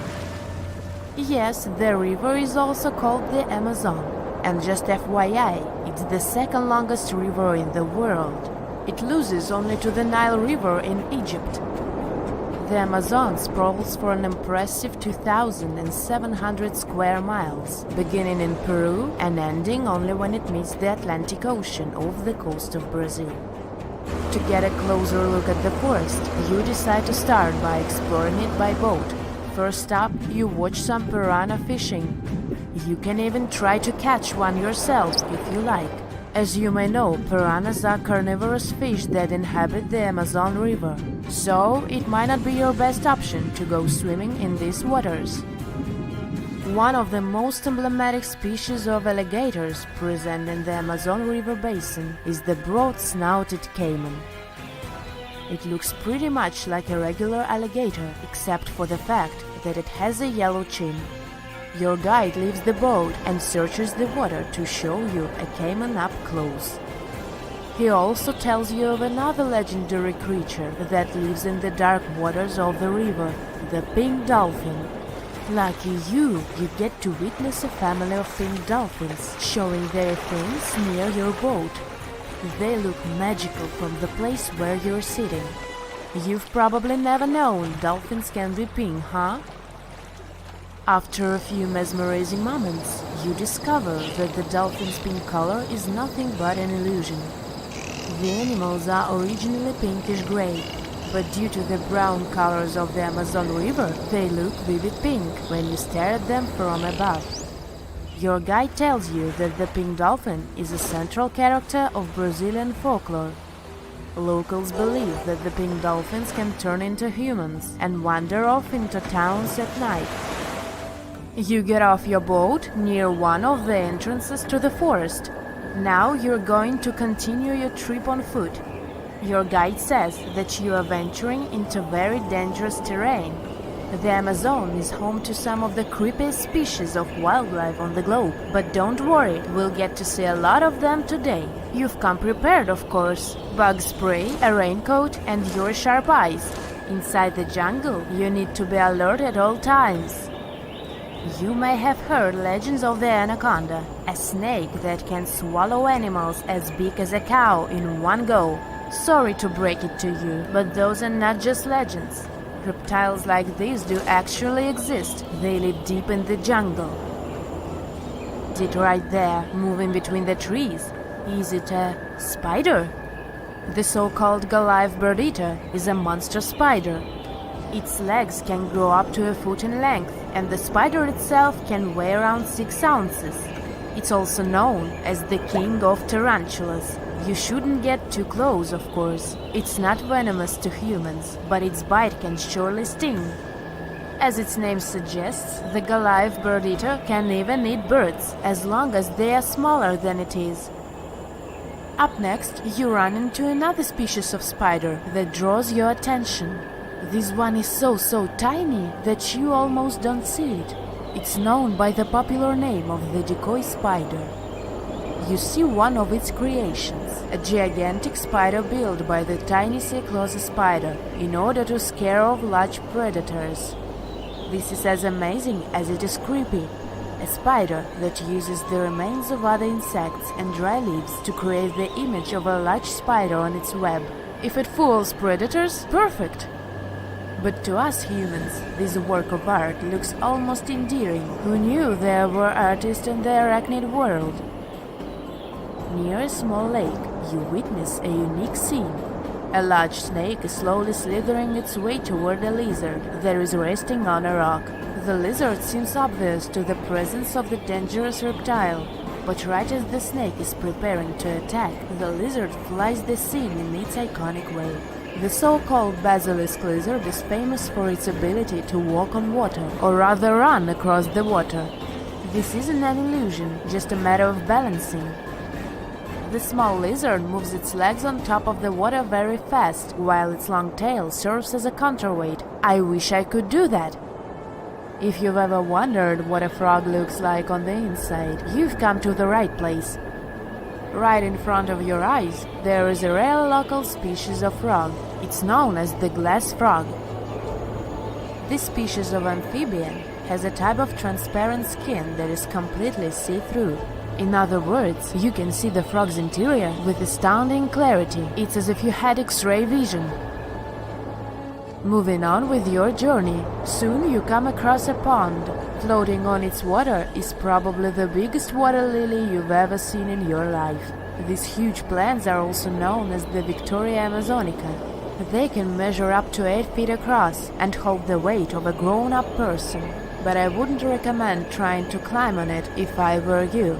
Just cause, you know, it's the Amazon forest we're talking about. The wildlife here is amazing, but the forest itself is also a sight. There are over 80,000 species of plants and trees grown in the Amazon rainforest. In fact, you can find 10% of all the world's wildlife in this jungle. An estimated 400 billion trees grow on the gigantic area the forest occupies. Of course, this place is bound to be biodiverse, right? You won't be able to witness this phenomenon during your trip, but your guide tells you about a unique species of tree that is famous for being able to walk. Yep, you've heard correctly. There are walking trees in the Amazon rainforest. They don't have legs or anything like that, but they do move around in search of better lighting conditions. The Amazon canopy is so thick that only 1% of sunlight can reach the forest floor. Because of this, some trees end up getting less sunlight than others. The so-called walking palm trees seem to be adapted to this situation. They grow new roots, which helps them move for 1 to 2 inches per day. They can walk up to 65 feet per year. Maybe that's what inspired John Ronald Reuel Tolkien to create ants, huh? Those are pretty similar tree beings that roam freely around the world. I kid you not, it's not only wildlife that inhabits the Amazon. Actually, over 30 million people live in the forest. And there are also ancient settlements that scientists believe to have been thriving there. And I'm not talking about El Dorado, that's just a myth. But in 2018, a groundbreaking study showed that up to 1 million people probably inhabited the Amazon between 1250 and 1500 CE. Can you imagine that? Working alongside local indigenous people, researchers from the University of Florida found several mounds in the Amazon. Besides these mounds, they also discovered interesting ditches and geoglyphs. After mapping all of these recurring mounds, scientists understood that this was a sign of an ancient settlement. They found remnants of carefully designed walls centered around plazas. This could only mean that these ancient cities were big and could host hundreds of thousands of people. These findings brought back the idea that the Amazon could have been home to thriving civilizations way before the Europeans arrived there. But rather than cities drenched in gold, they were simply well-developed agricultural societies. Have you heard of Gobekli Tepe? It's an ancient site in Turkey that literally made historians rewrite history books. Over 11,000 years ago, a group of prehistoric humans crafted an enigmatic masterpiece that's even older than Stonehenge.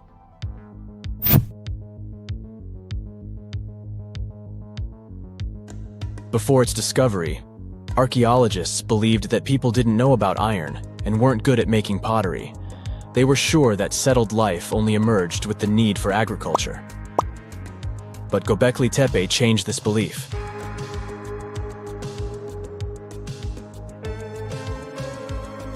The place has revealed that it was the temple that paved the way for a settled life, not agriculture. Until this discovery, researchers believed that farming was the catalyst for sedentary living. Meet Professor Schmidt, the guy whose findings changed this theory. He managed to prove that hunter-gatherer communities laid the very foundations of this way of life.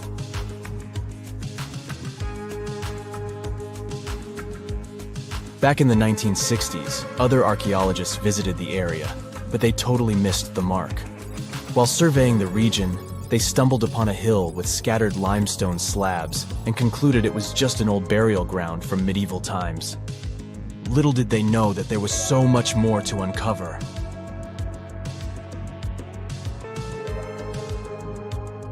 In 1994, Schmidt embarked on his own survey of prehistoric sites in the area. Surprise! He instantly realized he had discovered something truly extraordinary. Unlike the nearby flat and barren plateaus, Gobekli Tepe had a gently rounded top, rising 50 feet above the surrounding landscape.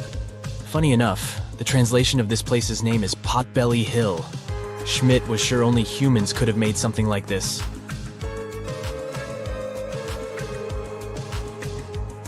Those broken limestone pieces that were mistaken for gravestones turned out to be way more exciting. It was like stumbling upon a hidden treasure. The pieces took on a whole new meaning, and Schmidt with his team was about to dive into the secrets waiting beneath the surface.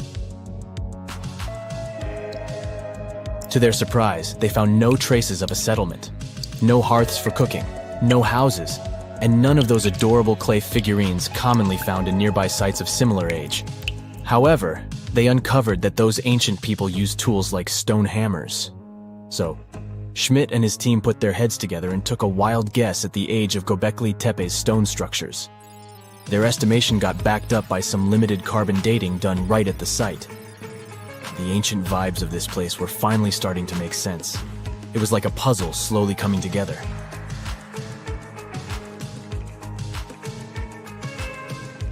You may think that back then, people didn't have special tools to create something as cool as Gobekli Tepe. Not true. Turns out, these prehistoric folks used flint tools instead of fancy metal chisels. They were also skilled at chipping away softer limestone and crafting pillars right on the spot. Afterward, they carried the pillars a short distance to the summit and placed them upright. Once the stone rings were complete, they covered them with layers of dirt. Over time, they added new rings, and voila! You've got a cool hill to impress people in the future.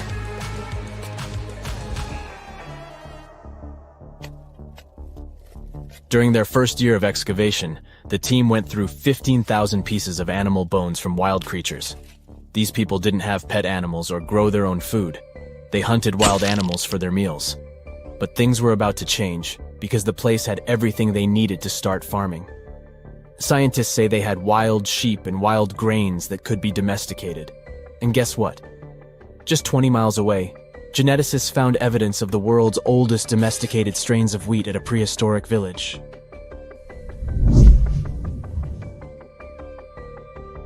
These amazing findings have completely changed how we view civilization. In the past, experts believed that people needed to learn how to farm and settle in one place before they could build temples and develop complex societies. But guess what? Schmidt's research flips that idea on its head. He claims that the incredible effort put into constructing these astonishing structures actually set the stage for the development of advanced societies. It means that societal and cultural changes happened before agriculture. Schmidt has this fascinating hypothesis about Gobekli Tepe. He thinks it could have been a special burial site where people left their loved ones. And here's the twist. The burial site was adorned with fancy statues and symbols representing deities from the spiritual realm.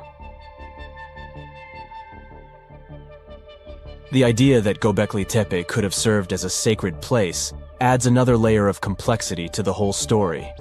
While the site's true purpose may remain elusive, Schmidt's insights invite us to consider the profound interplay between life and the afterlife, and the deep reverence ancient hunter-gatherer societies may have had for their departed ancestors. Now let's talk about the stars of the show, the mesmerizing T-shaped columns that dominate Gobekli Tepe. These mysterious structures range from 10 to 20 feet tall and most likely represent stylized human figures. But one figure stands out from the rest, the three-dimensional lion relief. This depiction really fires up our imagination. Why? Because it hints at the possibility that lions roamed Anatolia during the Neolithic period.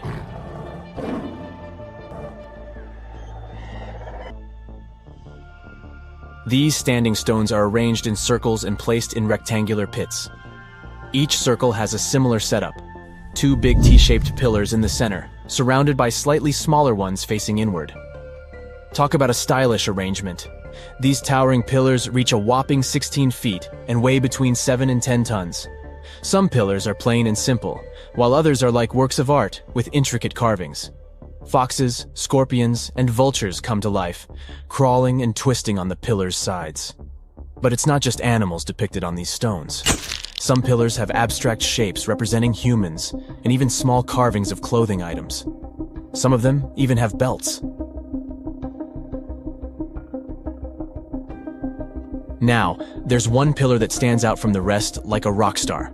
This super old stone pillar suggests that a comet crashed into Earth. It happened during a chilly period that lasted about 1,000 years. Previous studies examining Greenland ice cores hinted at this comet theory, but now the carvings at Gobekli Tepe prove it right.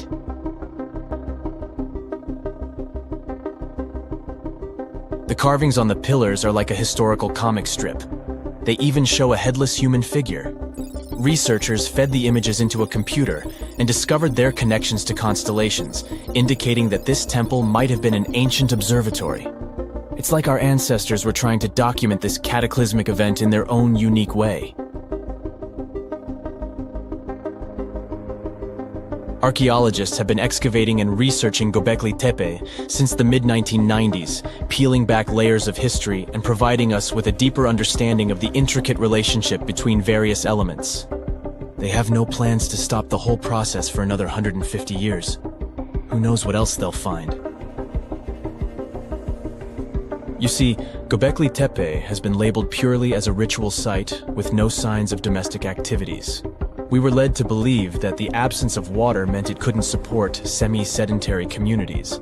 But scientists believe it's time to shake things up and approach Gobekli Tepe with fresh eyes. It's time to question what we believed before and use new evidence and different ways of thinking. Like, there might have been a group of people living in the area who didn't stay in one place all the time. They moved around a bit but still had their own civilization, living in the area semi-sedentarily. Gobekli Tepe is not just home to a single temple, but an astounding collection of over 20 ancient structures. As archaeologists delve into the depths of this wonder, they are unraveling its unique layout. featuring two prominent focal points at the heart of each establishment, complemented by smaller structures and dividing walls. What's even crazier is that in this area,